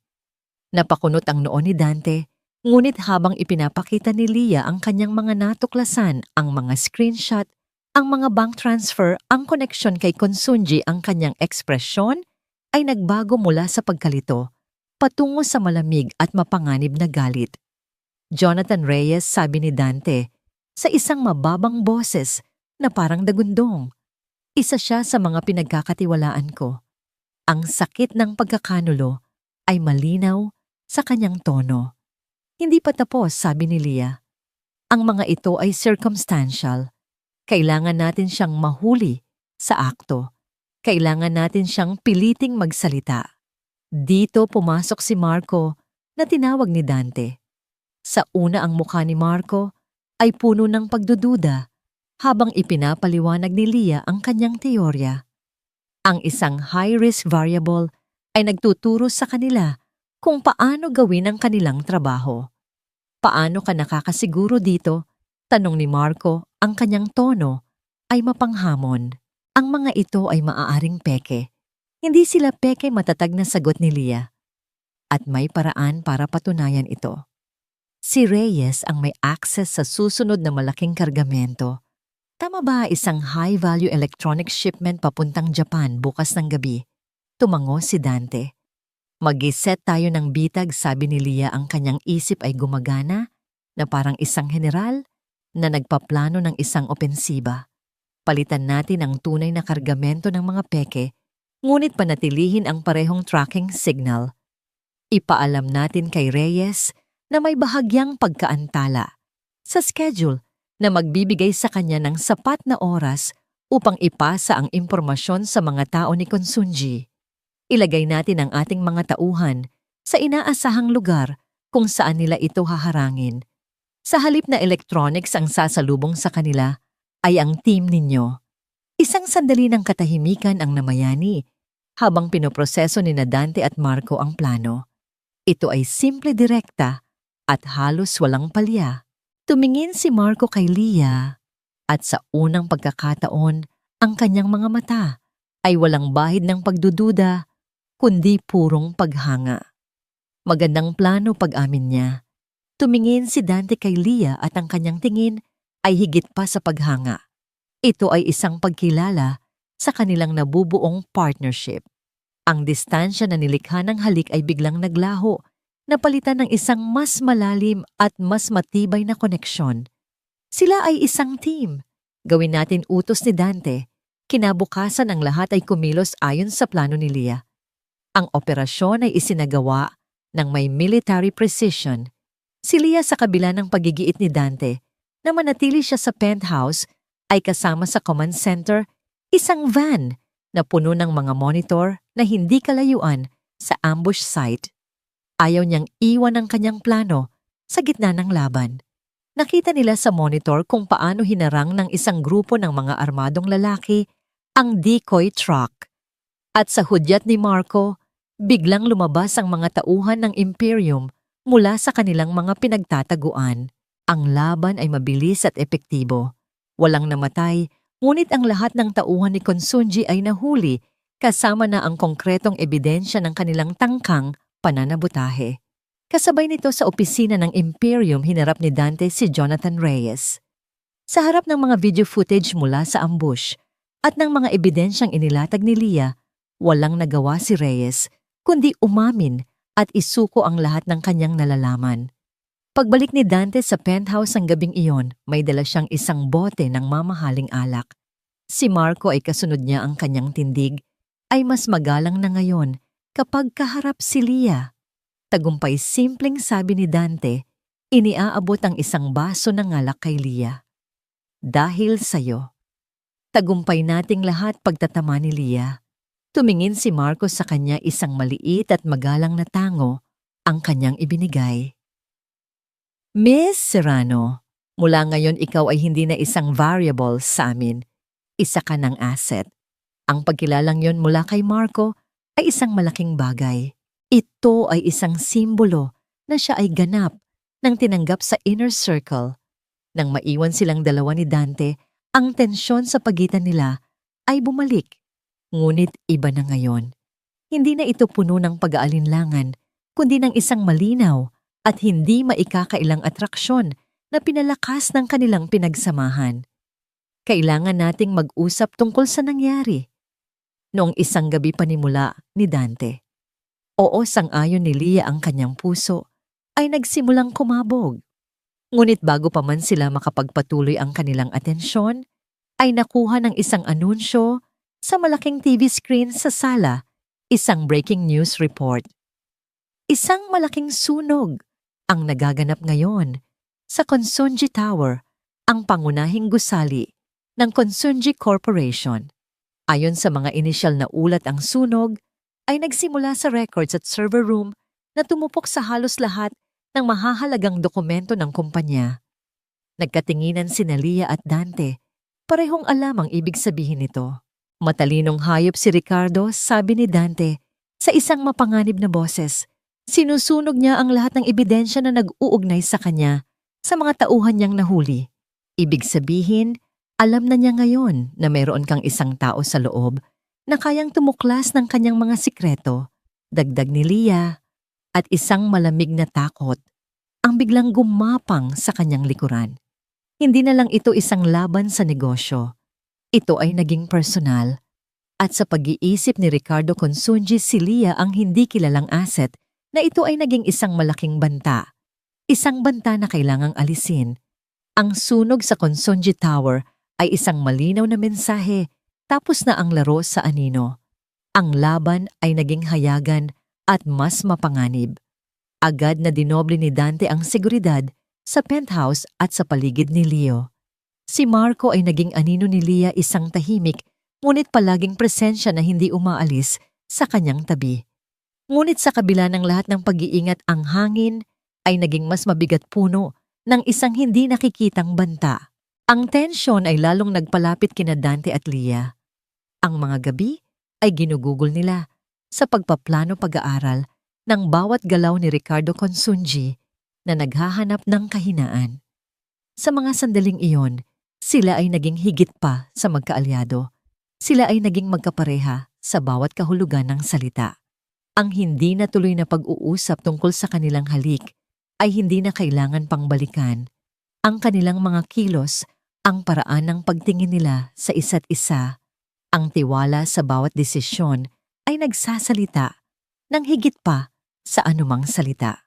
Isang linggo, pagkatapos ng sunog, may gaganaping taunang charity gala para sa mga pinakamayayamang pamilya sa bansa. Ito ay isang kaganapan na hindi maaring iwasan ni Dante nang hindi nagkakaroon ng mga tanong. At alam nilang pareho na naroon si Ricardo Consunji. Ito ay isang perpektong pagkakataon para sa isang paghaharap. Sasama ako, matatag na sabi ni Lia. Hindi. Masyadong mapanganib agad na pagtutol ni Dante. Ikaw ang target niya ngayon. Kaya nga kailangan kong sumama, giit ni Lia. Mas ligtas ako sa tabi mo kaysa mag-isang naghihintay dito. At si Leo, iiwan natin siya kasama ang isang buong team sa pamumuno ni Marco. Ito ang pinakaligtas na lugar para sa kanya. Tumingin siya kay Marco na nag-aalangan, ngunit tumango bilang pagsang-ayon sa luhika ni Lia. Bumuntong hininga si Dante na talo sa kanyang determinasyon. Fine, pero hindi ka hihiwalay sa akin. Kahit isang segundo. Sa gabi ng gala, ang penthouse ay napuno ng abalang paghahanda. Isang sikat na designer ang dumating, dala ang isang rack ng mga eleganteng bestida para kay Lia. Napili niya ang isang simple ngunit napakagandang bestida na kulay itim na yumayakap sa kanyang katawan at nagpapatingkad sa kanyang katatagan. Nang lumabas siya mula sa kanyang silid, natigilan si Dante. Nakatayo ito sa paanan ng hagdanan, suot ang isang perpektong tuxedo. Sa unang pagkakataon, nakita siya ni Lia hindi bilang ang CEO o ang mandirigma, kundi bilang isang napakakisig na lalaki. Ngunit ang paraan ng pagtingin nito sa kanya isang halo ng paghanga, pagnanasa at isang malalim na pag-aalala ang nagpatigil sa kanyang paghinga. Mag-iingat ka, ang tanging nasabi ni Dante. Ang kanyang boses ay mas mababa kaysa karaniwan. Palagi sagot ni Lia. Ang grand ballroom ng hotel ay isang dagat ng kumikinang na mga alahas at mga peking ngiti. Si Dante at Lia ay pumasok na may kumpiyansa, ang kanilang mga braso ay magkaakbay, isang larawan ng kapangyarihan at pagkakaisa. Bawat kilos nila ay pinag-aralan, bawat ngiti ay may kahulugan. Habang papalapit sila, nahawi ang mga tao, nagbibigay daan sa kanila. Hindi nagtagal nakita nila si Ricardo Consunji na papalibutan ng kanyang mga alipores. Sa tabi nito ay si Isabel na tila isang reyna ng yelo sa kanyang puting bestida. Nang magtama ang kanilang mga mata, ang hangin sa paligid nila ay tila lumamig ng ilang grado. Dante, isang sorpresa na makita ka rito. Bati ni Ricardo, ang kanyang ngiti ay hindi umabot sa kanyang mga mata. At dinala mo pa ang iyong bagong alaga. Si Lia ay higit pa riyan, Ricardo. Siya ang partner ko, matigas na sagot ni Dante. Ang kanyang kamay ay humigpit sa baywang ni Lia. Partner, isang mapanuyang tawa ang kumawala kay Isabel. Huwag kang magpatawa, ama. Mukha lang siyang isang magandang palamuti. Bago pa man makasagot si Dante, si Lia, ang nagsalita. Ang kanyang boses ay kalmado ngunit may talim. Minsan, Mrs. Consunji, ang pinakamagandang palamuti, ay ang pinakamatalas din. Ang sagot ay nagpatigil kay Isabel. Isang maikling sandali ng tensyon ang namayani. Bago ngumiti si Ricardo, isang palaban. Gusto ko yan. Sana lang ay handa ka sa mga laban na pinapasok mo, Hija. Ang pagbabanta ay malinaw. Matapos ang ilang sandali ng pilit na pakikipag-usap, nagpaalam sina Dante. Habang papalayo sila, naramdaman ni Lia ang mga matang nakatutok sa kanyang likuran. Oras na para umuwi, bulong ni Dante. Tapos na ang kailangan nating gawin dito. Sumakay sila sa kanilang sasakyan. Isang itim na armored SUV. Si Dante mismo ang nagmamaneho, isang bagay na bihirang mangyari. Dalawang sasakyan ng security ang nasa kanilang harapan at 2 sa likuran. Isang convoy. Habang binabagtas nila ang isang tahimik at madilim na bahagi ng highway, biglang may isang malaking 10-wheeler truck na walang ilaw ang humarurot mula sa isang side street, diretsong sumalpok sa unang security car. Ang tunog ng nabasag na metal at salamin ay nakakabingi. "Hold on," sigaw ni Dante, biglang kinabig ang manibela. Kasunod nito, 2 itim na van ang biglang sumulpot mula sa kadiliman, sinubukang i-box in ang kanilang sasakyan. Nagpaputok ang mga ito. Ang mga bala ay tumama sa armored na salamin ng kanilang SUV, lumilikha ng mga malagagambang lamat, ngunit hindi tumatagos. "Marco, we are under attack location," sigaw ni Dante sa kanyang earpiece. Ang biyahe ay naging isang eksena mula sa isang action movie. Umiilag si Dante sa mga sasakyan habang ang kanilang mga security ay nakikipagbarilan. Bumilis ang tibok ng puso ni Leah, ngunit walang takot sa kanyang mukha. Tanging isang malamig na focus. Bigla isang van ang matagumpay na sumalpok sa gilid ng kanilang sasakyan, nagpaikot-ikot dito. Ang huling nakita ni Leah ay ang paparating na poste ng ilaw. Ang impact ay marahas. Nayanig ang kanyang buong katawan. Ang tunog ng alarm ng sasakyan at ang amoy ng nasusunog na goma ang pumuno sa hangin. Nahihilo siya, ngunit nagawa niyang tingnan si Dante. May dugo sa kanyang noo. "Dante, okay ka lang. Okay lang ako," sagot nito, ngunit malinaw na nahihirapan. "Leah, kailangan mong umalis dito." Sa labas, naririnig nila ang mga yabag na papalapit. Sinubukan ni Dante na abutin ang baril sa glove compartment, ngunit isang matinding sakit ang dumaan sa kanyang tagiliran. Mukhang nabalian siya ng tadyang. Sa sandaling iyon, alam ni Leah ang kailangan niyang gawin. Walang pag-aalinlangan, walang takot. Mabilis niyang kinalas ang kanyang seatbelt. Bago pa man makapag-react si Dante, yumuko siya at hinalikan ito, isang mabilis, desperado at puno ng pagmamahal na halik. "Mahal kita," bulong niya, ang mga salitang matagal na niyang itinatago. Pagkatapos itinulak niya ang pinto sa kanyang panig. Lumabas siya sa nabasag na sasakyan. Ang kanyang itim na bestida ay punit, ang kanyang buhok ay magulo. "Hoy!" sigaw niya sa mga papalapit na lalaki. Inaagaw ang kanilang atensyon. "Ako ang hinahanap niyo, hindi ba?" Ang mga lalaki na nagulat sa kanyang biglaang paglabas ay natigilan. Ginamit ni Leah ang sandaling iyon. Tumakbo siya. Tumakbo siya palayo. Sa sasakyan, palayo kay Dante. Palayo sa kalsada at papasok sa isang madilim at masukal na lote sa tabi ng highway. "Leah, no!" sigaw ni Dante mula sa loob ng sasakyan, ngunit huli na ang lahat. Nakita niya ang mga armadong lalaki na sumunod sa kanya sa kadiliman. Sa ospital, ang puting pasilyo ay napuno ng tensyon. Si Dante na may benda sa ulo at braso ay hindi mapakali. Si Marco na may mga galos sa muka ay tahimik na nakatayo sa isang tabi. Dumating sila ilang minuto lang matapos ang pagtakas ni Leah. Natagpuan nila ang mga sumalakay, karamihan ay sugatan, ng iba ay nakatakas, ngunit wala si Leah. Ilang oras ang lumipas na parang isang walang hanggang paghihintay. Bawat tunog ng telepono ay nagpapakaba sa kanila. Sa wakas, isang tawag ang dumating. Si Marco ang sumagot. Matapos ang ilang sandali, tumingin siya kay Dante. Ang kanyang muka ay isang halo ng ginhawa at pag-aalala. Nahanap na siya, boss. Naglalakad sa highway ilang kilometro mula sa site. May mga galos, pagod, pero buhay. Nang dumating si Leah sa ospital, suot ang isang jacket na ipinahiram sa kanya ng isa sa mga tauhan. Ang una niyang nakita ay si Dante. Nagtama ang kanilang mga mata sa kahabaan ng pasilyo. Walang salitang namutawi. Tumakbo si Leah. Tumakbo siya papunta kay Dante at sinalubong siya nito ng isang mahigpit na yakap. Ang sakit mula sa kanyang mga tadyang ay hindi niya ininda. "Akala ko." Hindi matapos ni Dante ang sasabihin, "Akala ko rin." Sagot ni Leah, ang kanyang muka ay nakasubsob sa dibdib ni Dante, ang kanyang mga luha ay nagsimula ng tumulo. Sa gitna ng kaguluhan at takot, sa ilalim ng malamlam na ilaw ng ospital, isang bagay ang naging malinaw na parang kristal.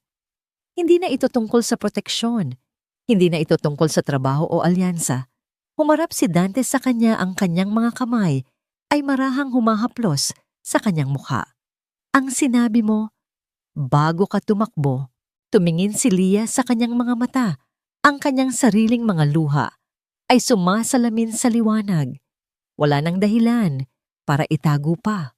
Totoo yon, bulong niya. Mahal kita, Dante. Isang luhang hindi niya inaasahan ang kumawala mula sa mata ni Dante. Yumuko ito at marahang hinalikan ang kanyang mga labi. Ang halik na ito ay iba. Wala itong bagsik, wala itong pagnanasa. Puno ito ng ginhawa ng pangako at ng isang pag-ibig na isinilang sa gitna ng panganib at pinatibay ng sakripisyo. Mahal din kita, Lia, sagot ni Dante, at hinding-hindi ko nahahayaang mangyari ulit ito. Sa sandaling iyon, alam nilang pareho na ang laban ay hindi pa tapos. Sa katunayan, nagsisimula pa lang ito. Ngunit ngayon, hindi na sila mag-isa. Magkasama na nilang haharapin ang lahat. Ang pag-atake ay nag-iwan ng mga pilat pisikal at emosyonal. Si Dante ay kailangang magpahinga ng ilang linggo para sa kanyang mga nabaling tadyang. Si Lia naman ay may mga galos at pa sa mga paalala ng kanyang mapanganib na pagtakas. Ngunit sa halip na maging simbolo ng kahinaan, ang mga sugat na yon ay naging isang tulay na lalong nagpatibay sa kanilang ugnayan. Ang penthouse na dati isang malamig na showpiece ay dahan-dahang nagkaroon ng init. Ang malawak na sala ay naging kanilang kanlungan. Ginugol nila ang mga araw. Sa simpleng pamumuhay, si Lia ay nagbabasa ng mga libro para kay Dante habang ito ay nagpapagaling. Si Dante naman ay tinuturuan si Leo kung paano magpatakbo ng mga remote-controlled na sasakyan. At si Leo na nakikitang masaya at magkasama ang dalawang taong pinakamahalaga sa kanya ay nagsimulang mamukadkad. Ang kanyang mga salita ay naging mas madalas, ang kanyang mga ngiti ay mas malawak. Ang relasyon ni Dante at Lia ay namukadkad din sa bagong kapayapaan na ito. Wala nang pag-aalinlangan, wala nang mga pader. Ang kanilang pagmamahalan ay naging isang tahimik na agos sa kanilang pang-araw-araw na buhay. Mga haplos habang nagkakasalubong sa pasilyo, mga ninakaw na halik sa kusina, mga gabing nagtatapos sa mga mahinang kwentuhan hanggang sa sila'y makatulog. Sila ay naging isang pamilya sa bawat kahulugan ng salita. Isang hapon, habang naglalaro sila ng board game sa sahig ng sala, biglang napahawak si Lia sa kanyang ulo at bahagyang napapikit. Ayos ka lang, agad na tanong ni Dante. Ang kanyang boses ay puno ng pag-aalala. Oo, medyo nahilo lang ako, sagot ni Lia pilit ng ngumingiti. Ngunit ang pagkahilo ay naging mas madalas sa mga sumunod na araw. Minsan sa kalagitnaan ng almusal, bigla siyang makakaramdam ng pagduduwal. Ang kanyang paboritong kape ay biglang naging mapait sa kanyang panlasa. Noong una isinisi niya ito sa stress at pagod mula sa mga nakaraang pangyayari. Ngunit isang umaga, habang nakatingin siya sa kanyang sarili, sa salamin, isang biglaang realisasyon ang tumama sa kanya. Mabilis niyang binuksan ang kanyang phone at tiningnan ang kanyang calendar app. 2 linggo. 2 linggo na siyang delayed. Isang halo ng takot at pag-asa ang bumalot sa kanya. Hindi maari. Ngunit, paano kung kinahapunan habang si Dante ay may mahalagang video conference sa kanyang opisina at si Leo ay abala sa kanyang art lesson, tahimik na tumawag si Lia sa isang 24-hour pharmacy para magpa-deliver. Ang maliit na paper bag na iniabot sa kanya ng delivery rider sa lobby ay tila mas mabigat pa sa ginto. Nanginginig ang mga kamay, pumasok siya sa kanyang banyo. Sinunod niya ang mga instruksyon sa kahon. Ang sumunod na 3 minuto ng paghihintay ay ang pinakamahaba sa kanyang buhay. Ang bawat segundo ay isang paghaharap sa isang kinabukasang hindi niya kailanman pinlano. Dahan-dahan ibinaba niya ang kanyang tingin. 2 linya. Malinaw. Hindi mapagkakamali. Napaupo siya sa gilid ng bathtub, ang kanyang mga kamay ay nanginginig habang hawak ang maliit na plastic stick na naglalaman ng isang napakalaking pagbabago. Buntis siya. Magkakaroon sila ng anak ni Dante. Isang butil ng luha ang pumatak sa sahig.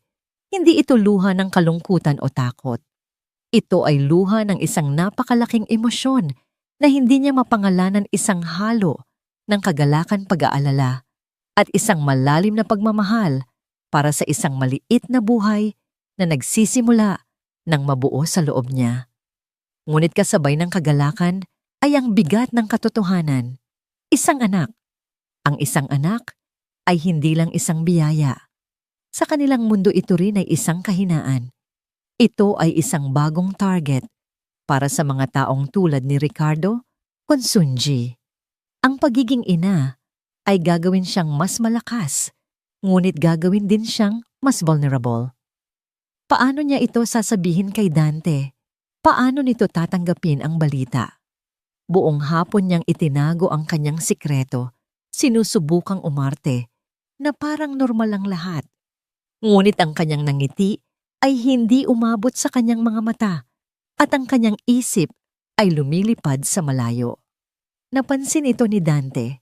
Kinagabihan, matapos nilang patulugin si Leo, hinarap siya ni Dante sa kanilang sala. Ang mga ilaw ng syudad sa labas ay nagsisilbing kanilang tanging ilaw. May bumabagabag sa Yulia, sabi niya, hindi bilang isang tanong kundi isang pahayag. Simula kaninang hapon, parang ang layo mo. Huminga ng malalim si Lia. Eto na. Umupo ka, Dante, mahina niyang sabi. Ang kanyang seryosong tono ay nagdulot ng pag-aalala sa mukha ni Dante. Sumunod ito at umupo sa sofa sa tapat niya. May nangyari ba? May banta ba agad na tanong nito? Ang kanyang isip ay bumalik sa kanilang mga kaaway. Umiling si Lia. Hindi ganoon. Naglakad siya papunta sa kanyang bag at kinuha ang isang maliit na puting kahon. Walang salitang iniabot niya ito kay Dante.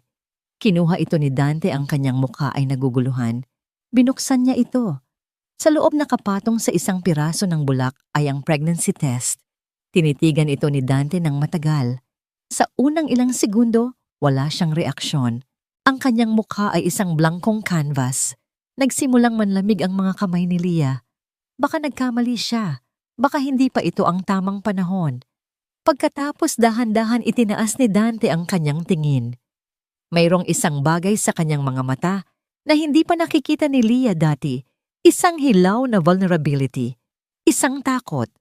At sa ilalim ng lahat ng iyon, isang nangingibabaw na kislap ng pagkamangha. Buntis ka, bulong niya, ang kanyang boses ay bahagyang nanginginig. Hindi makapagsalita si Lia. Tumango lang siya, ang kanyang mga mata ay naghahanap ng anumang reaksyon sa mukha ni Dante. Ibinalik ni Dante ang kanyang tingin sa maliit na test kit na tila sinusubukang unawain ang bigat ng 2 linyang yon. Pagkatapos, dahan-dahan siyang tumayo. Naglakad siya papunta sa malaking bintana. Ang kanyang likod ay nakaharap kay Lia. Ang katahimikan ay nakakabingi, pinupuno lamang ng mahinang ugong ng syudad sa ibaba. Ang bawat segundo ng kanyang pananahimik ay parang isang karayom na tumutusok sa puso ni Lia. Ito na ba yon? Ang takot na nagpapabigat sa kanyang dibdib, na baka makita ito ni Dante hindi bilang isang biyaya, kundi bilang isang komplikasyon, isang panibagong problema sa gitna ng kanilang laban. Dante, mahina niyang tawag, hindi na makatiis sa katahimikan. Dahan-dahang humarap si Dante, at ang nakita ni Lia sa kanyang mukha ay nagpatigil sa pagtibok ng kanyang puso. Wala roon ang CEO na tuso o ang mandirigmang walang takot. Ang kaharap niya ngayon ay isang lalaki na puno ng emosyon. May mga luha sa gilid ng kanyang mga mata, mga luhang hindi niya pinipigilang pumatak. Sa ilang mabilis na hakbang, nilapitan niya si Lia. Lumuhod siya sa harap nito, ang kanyang mga kamay ay marahang humawak sa mga kamay ni Leah. Tumingala siya, ang kanyang mga mata ay puno ng isang emosyon na hindi pa kailanman na ipakita sa kanya ni Dante, isang purong hindi nababahiran na kagalakan. Magkakaanak tayo, sabi niya ulit, sa pagkakataong ito, hindi bilang isang tanong, kundi bilang isang himig ng pagkamangha. Magkakaanak tayo. Isang tawa na may kasamang hikbi ang kumawala kay Leah. Ang lahat ng kanyang pag-aalala ay biglang naglaho na, parang bula. Oo, sagot niya, ang sarili niyang mga luha ay nagsimula ng dumaloy. Magkakaanak tayo. Hinawakan ni Dante ang kanyang mukha, ang kanyang mga hinlalaki ay marahang pinupunasan ang kanyang mga luha. Ito ang pinakamagandang balita na natanggap ko sa buong buhay ko, Leah. Natakot ako, pag-amin ni Leah. Natakot ako na baka isipin mong isa itong kahinaan. Lalo na ngayon. Umiling si Dante, ang kanyang tingin ay seryoso at puno ng paninindigan. Hindi. Ito ay hindi isang kahinaan. Ito ang ating kalakasan. Ito ang ating dahilan. Tumingin siya sa tiyan ni Leah, ang kanyang kamay ay marahang dumapo roon. Ito ang lahat ng dahilan para tapusin na ang laban na ito, para manalo. Tumayo siya at hinila si Leah para sa isang mahigpit na yakap. Ibinuhos nila ang lahat sa yakap na yon, ang kanilang mga takot, ang kanilang mga pangarap, ang kanilang pagmamahal. Ito ay isang pangako na binuo sa gitna ng kapayapaan, bago ang unos. Ngunit pareho nilang alam ang katotohanan. Ang balitang ito, gaano man ito kasaya, ay isang espada na may dalawang talim. Ang kanilang kaligayahan ay ang kanilang pinakamalaking sikreto, dahil alam nila sa sandaling malaman ito ni Ricardo Consunji, ang kanilang hindi pa isinisilang na anak ay agad na magiging sentro ng isang mas marumi at mas mapanganib na laro. Ang kapayapaan ay tapos na. Ang tunay na laban ay magsisimula pa lamang. At ngayon, mayroon silang isang bagay na mas mahalaga pa kaysa sa kanilang mga sariling buhay na kailangang protektahan. Ang sikreto ng pagbubuntis ni Leah ay naging sentro ng kanilang mundo. Ito ay isang liwanag na pilit nilang itinatago sa dilim, isang apoy na nagbibigay sa kanila ng init at lakas. Ngunit alam nilang pareho na ang mga lihim, lalo na ang ganito kalaki, ay may sariling paraan ng paglabas. Nagdesisyon si Dante na bilisan ang kanyang mga galaw. Hindi na siya maaring maghintay na si Ricardo Consunji ang magdikta ng laban. Kailangan nilang maunahan ito. Ang kanyang mga araw ay hinapuno ng mga lihim na pagpupulong pagpaplano, kasama si Marco at ang kanyang pinagkakatiwalaang mga tauhan. Ang layunin, pabagsakin ang imperyo ni Consunji sa paraang legal at hindi matututulan gamit ang mga impormasyong kanilang nakuha mula kay Jonathan Reyes at sa iba pang mga source. Ngunit si Ricardo ay isang tusong ahas. Tila nahulaan niya ang mga plano ni Dante. Bago pa man makakilos ang legal team ni Dante, isang balita ang gumulantang sa mundo ng negosyo. Inanunsyo ni Ricardo Consunji ang isang emergency shareholders meeting sa loob ng 2 linggo. Ang agenda, isang hostile takeover ng Imperium Security gamit ang mga pekeng ebidensya ng mismanagement at financial instability na dulot ng mga sabotahe na siya mismo ang may gawa. Ito ay isang desperado ngunit napakatalinong hakbang. Isang huling pusta. Kung mananalo siya, makukuha niya ang lahat. Kung matatalo siya, babagsak siya. Kasabay ng balitang ito, isang mas personal na atake ang dumating. Isang umaga, habang nagbabasa ng balita online, nakita ni Leah ang isang article sa isang kilalang gossip blog.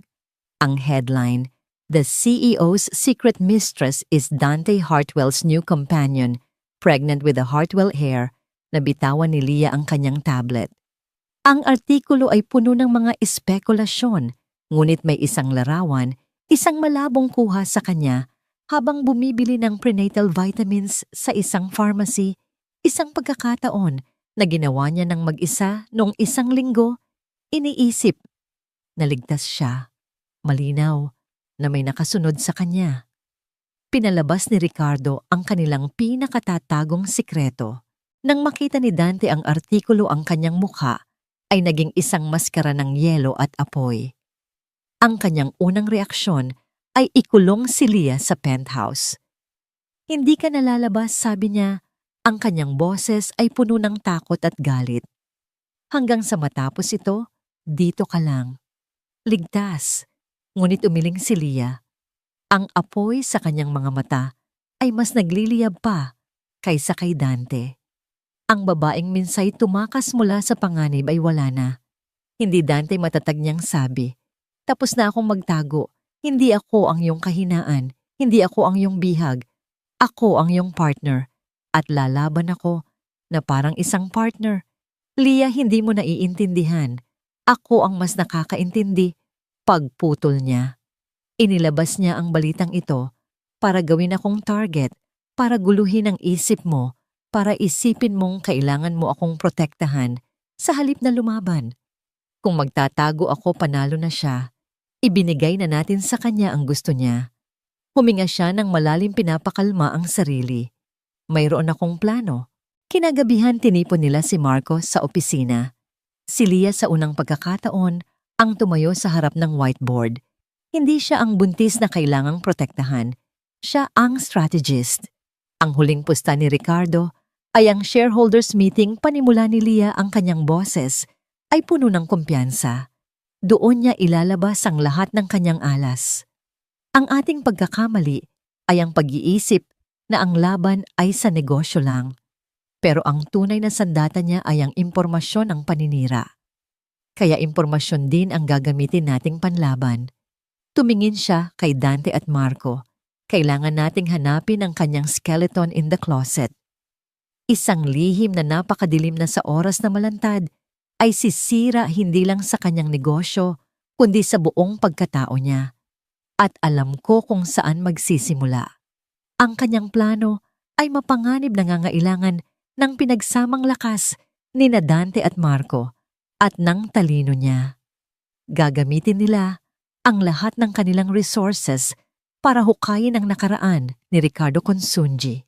Hindi ang kanyang mga negosyo, kundi ang kanyang personal na buhay. Ang mga taong nasaktan niya, ang mga kasunduang sinira niya, ang mga taong bigla na lang nawala matapos siyang makabangga. Sa sumunod na 10 araw ang penthouse ay naging isang war room. Si Dante ang nag-utos sa kanyang mga tauhan, si Marco ang nagsagawa ng mga field operations at si Leah ang naging utak sa likod ng lahat, nag-uugnay ng mga impormasyon na parang isang spider sa gitna ng kanyang sapot. Natuklasan nila ang isang pattern ng mga maliliit na kumpanya na sa pilitang binili ni Consunji sa simula ng kanyang karera. Isa sa mga ito ay isang maliit na tech startup na pag-aari ng isang napakatalinong inhinyero na nagngangalang Emilio Vasquez. Si Vasquez ay tumangging ibenta ang kanyang kumpanya. Makalipas ang 1 buwan, namatay siya sa isang car accident. Ang kanyang teknolohiya ay naging pundasyon ng pinakamalaking dibisyon ng Consunji Corp. Ang pamilya ni Vasquez ay bigla na lang naglaho matapos ang insidente. Ito na yon, sabi ni Leah, ang kanyang mga mata ay nakatutok sa lumang litrato ni Emilio Vasquez. Hindi ito pagnanakaw, posibleng pagpatay. Paano natin ito mapapatunayan? Mahigit 20 taon na ang nakalipas, sabi ni Marco. Hanapin natin ang pamilya niya, utos ni Leah. Ang kanyang asawa, ang kanyang mga anak. Siguradong may alam sila. Siguradong meron silang itinatagong ebidensya. Ito ay isang karera laban sa oras. Habang abala ang kampo ni Consunji sa paghahanda para sa hostile takeover, ang team naman ni Dante ay abala sa paghahanap sa isang multo mula sa nakaraan. 2 araw bago ang shareholders meeting, natagpuan sila ni Marco, ang balo ni Emilio Vasquez, at ang nag-iisa nitong anak na babae ay namumuhay sa isang maliit na probinsya sa ilalim ng ibang pangalan, palaging takot, palaging nagtatago. Si Leah mismo ang kumausap sa kanila sa pamamagitan ng isang secure video call. Sa una ayaw nilang magsalita. Ngunit nang ikwento ni Leah ang kanyang sariling kwento, hindi ang mga detalye, kundi ang pakiramdam ng pagiging biktima ng isang makapangyarihang tao, unti-unting nagtiwala ang mag-ina.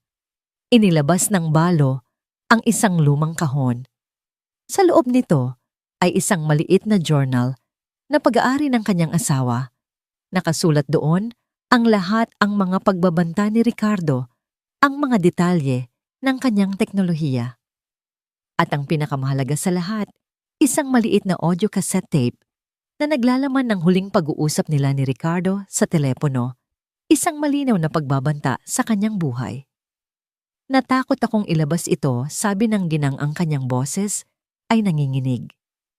Sinabi niya na, babalikan niya kami kapag nagsalita kami. Hindi na po kayo kailangang matakot. Sabi ni Leah ang kanyang boses ay puno ng pangako. Oras na para singilin siya. Hawak na nila ang kanilang sandata. Isang bomba na sasabog sa gitna ng pinakamahalagang araw ng buhay ni Ricardo Consunji. Ang shareholders meeting ay hindi na lamang isang laban para sa isang kumpanya. Ito na ang magiging entablado para sa huling paghuhusga.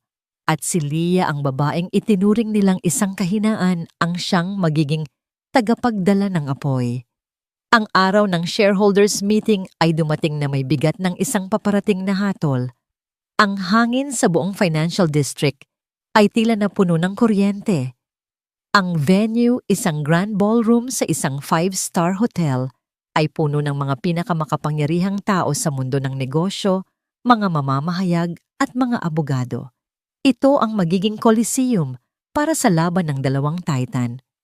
Pumasok si Ricardo Consunji na may kumpiyansa ng isang mananalo.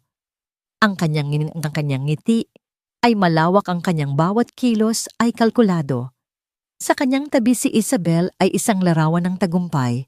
Sila ang mga mananakop na handa ng angkinin ang kanilang premyo. Pagkatapos pumasok si Dante, sa tabi niya hawak ang kanyang braso ay si Leah. Isang bulungan ang kumalat sa buong silid. Si Leah na naging sentro ng chismis sa mga nakaraang linggo ay naroon. Hindi siya mukhang isang biktimang buntis. Ang kanyang itim na maternity dress ay simple ngunit elegante. Ang kanyang buhok ay maayos na nakatali. Ngunit ang kanyang mga mata iyon ang nagpatigil sa lahat. Ang mga ito ay nag-aapoy sa isang malamig at hindi natitinag na determinasyon. Hindi siya ang partner na palamuti. Siya ang reyna na kasama ng hari sa laban. Nagsimula ang pagpupulong. Isa-isang inilatag ng kampo ni Consunji ang kanilang mga ebidensya, mga pekeng dokumento, mga binayarang testigo. Lahat ay nagpinta ng isang larawan ng isang Imperium security na nasa bingit ng pagbagsak. Si Dante ay nanatiling tahimik. Pinapanood lang sila na lalong nagpalakas ng loob ni Ricardo. Kaya naman, mga kapwa ko shareholder pagtatapos ni Ricardo sa kanyang talumpati. Ang kanyang boses ay umaalingaw-ngaw sa buong silid. Ipinapapanukala ko ang isang boto ng no confidence sa kasalukuyang pamunuan at ang agarang paglilipat ng kontrol sa Consunji Corporation upang mailigtas ang kumpanyang ito. Palakpakan. Mukhang panalo na siya. At noon tumayo si Dante. Hindi siya pumunta sa entablado. Sa halip ibinigay niya ang mikropono kay Leah. Lahat ng mata ay napunta sa kanya. Ang buong silid ay natahimik. Maging si Ricardo ay nagtaka. Magandang umaga sa inyong lahat, panimula. Ni Leah ang kanyang boses ay kalmado, ngunit sapat ang lakas upang marinig ng lahat. Ang pangalan ko ay Liana Serrano. At bago ninyo pagpasyahan ang kinabukasan ng Imperium, batay sa mga kasinungalingan, mayroon akong isang kwentong nais ibahagi sa inyo. Nagsimula siyang magsalita. Hindi tungkol sa mga numero o logistics. Ikinuwento niya ang tungkol sa isang lalaking nagngangalang Emilio Vasquez, isang henyo, isang mapagmahal na asawa at ama. Ikinuwento niya kung paano nito binuo ang isang teknolohiya na babago sana sa mundo at kung paano ito ninakaw ng isang taong gahaman sa kapangyarihan. Nagbago ang ekspresyon sa mukha ni Ricardo. Mula sa pagiging kampante ito ay naging isang maskara ng pag-aalala. Objection. This is irrelevant, sigaw niya. Hayaan siyang magsalita. Sigaw ng isang shareholder mula sa likod na nahuli na ang interes. Hindi pinansin ni Leah ang gulo. Sa isang hudyat, isang malaking screen, sa likod ng entablado ang bumukas. Isang lumang litrato ni Emilio Vasquez at ng kanyang pamilya ang lumitaw. Kasunod nito ang mga pahina mula sa kanyang journal na nagdedetalye ng mga pagbabanta ni Ricardo. Ang tawag dito ni Mr. Consunji ay negosyo. Nagpatuloy si Leah ang kanyang boses ay nagsimulang magkaroon ng talim. Ngunit ang tawag ng pamilya Vasquez dito ay pagnanakaw, pagtataboy, at posibleng pagpatay. Isang malakas na bulungan ang pumuno sa silid. Si Ricardo ay namumutla na. Ngunit hindi ninyo kailangang paniwalaan ang mga salita ko o ang mga sulat ng isang taong matagal nang wala, sabi ni Leah. Maaari ninyong pakinggan mismo ang boses niya. At sa hudyat niya isang audio recording ang pinatugtog. Ang luma at magaspang na tunog mula sa cassette tape ay pumuno sa modernong ballroom. Boses ni Ricardo bata pa. Ibinigay ko na sa iyo ang alok ko, Emilio. Huwag mong hintayin na ako mismo ang kumuha niyan, boses ni Vasquez. Hindi sa iyo ang teknolohiyang ito. Ricardo? Hindi ko ito ipagbibili. Boses ni Ricardo. Kung hindi mapupunta sa akin ang kumpanya mo, siguraduhin kong hindi ka na rin magkakaroon ng pamilyang bubuhayin para dyan. Mag-ingat ka sa pag-uwi mo. Ang huling mga salita ay tumatak sa isipan ng lahat, isang direktang pagbabanta. Nang matapos ang recording ang katahimikan sa silid, ay nakakabingi. Lahat ng mata ay nasa namumutlang si Ricardo Consunji, na ngayon ay nanginginig sa galit at takot. Ang kanyang imperyo ay gumuho sa loob lamang ng ilang minuto. At bilang panghuli, sabi ni Leah, ang kanyang boses ngayon ay isang malamig na hatol. Nais kong ipakilala sa inyo ang mga taong matagal nang naghihintay ng hustisya. Bumukas ang pinto sa likod ng ballroom. Pumasok ang balo ni Emilio Vasquez at ang kanyang anak na babae kasama ang kanilang mga abogado. Ang kanilang presensya ay ang huling pako sa kabaong ni Ricardo. Ang kaguluhan ay sumabog. Ang mga kamera ay kumislap. Ang mga shareholder ay nagsisigawan. Bago pa man makatakas si Ricardo at Isabel, hinarang na sila ng mga security ng hotel at ng mga pulis na tinawagan na pala ni Marco. Sa gitna ng kaguluhan, isang tao lang ang tinitingnan ni Leah, si Dante. Nakatayo ito sa gitna ng lahat, ngunit ang kanyang mga mata ay nakatuon lamang sa kanya. Naglakad ito palapit, hindi pinapansin ang mga taong bumabati sa kanya. Hinawakan niya ang kamay ni Leah at marahang hinila ito palabas ng ballroom palayo sa ingay palayo sa tagumpay. Sa tahimik na pasilyo, hinarap niya si Leah. Ang kanyang mukha ay puno ng isang emosyon na napakalalim, isang halo ng paghanga, pasasalamat at isang pag-ibig na halos sumasabog. Tapos na bulong ni Dante. Tapos na sang-ayon ni Leah. Paanong naging ganito kakatapang, tanong ni Dante na tila hindi pa rin makapaniwala sa kanyang nasaksihan. Ngumiti si Leah, isang tunay at pagod na ngang ngiti. Inilagay niya ang kamay ni Dante sa kanyang tiyan kung saan may isang maliit na umbok na nagsisimula ng mabuo. Dahil hindi na lang ako ang ipinaglalaban ko na tayo. Tumingin si Dante sa kanyang mga mata. Pagkatapos ay sa kanyang tiyan. Ang lahat ng bigat, lahat ng panganib, lahat ng laban, lahat ay may katuturan na ngayon. Yumuko siya. Ngunit sa halip na halikan ang mga labi ni Leah, lumuhod siya sa isang tuhod sa gitna ng pasilyo. Kinuha niya ang kamay ni Leah. Leah, panimula niya ang kanyang boses ay nanginginig sa emosyon. Pumasok ka sa buhay ko na parang isang bagyo. Ginuho mo ang mga pader ko. Tinuruan mo ang anak kong muling magsalita. At ipinakita mo sa akin kung paano muling magmahal. Hindi ka lang ang partner ko sa laban. Ikaw ang puso ng bawat tagumpay ko. Ikaw ang reyna ng imperyo ko. Mula sa kanyang bulsa, kinuha niya ang isang maliit na kahon. Binuksan niya ito at sa loob ay isang simpleng singsing na may isang kumikinang na diamante. Liana Serrano, will you marry me? Will you be my family officially for the rest of our lives? Tumulo ang mga luha sa mata ni Lia, ngunit sa pagkakataong ito, purong kaligayahan na lang ang mga ito. Hindi na niya kailangan pang mag-isip. Yes! Bulong niya. Oo, Dante, yes! Isinuot ni Dante ang singsing sa kanyang daliri. Tumayo ito at niyakap siya ng mahigpit. At sa yakap na yon sa gitna ng katahimikan, matapos ang isang napakalaking digmaan, natagpuan nila ang kanilang tunay na tagumpay, hindi sa pagpapabagsak ng isang kaaway, kundi sa pagbuo ng isang pamilya. Ang kanilang kwento na nagsimula sa desperasyon at panganib ay nagtatapos sa isang pangako ng isang kinabukasan na sila na mismo ang huhubog magkasama.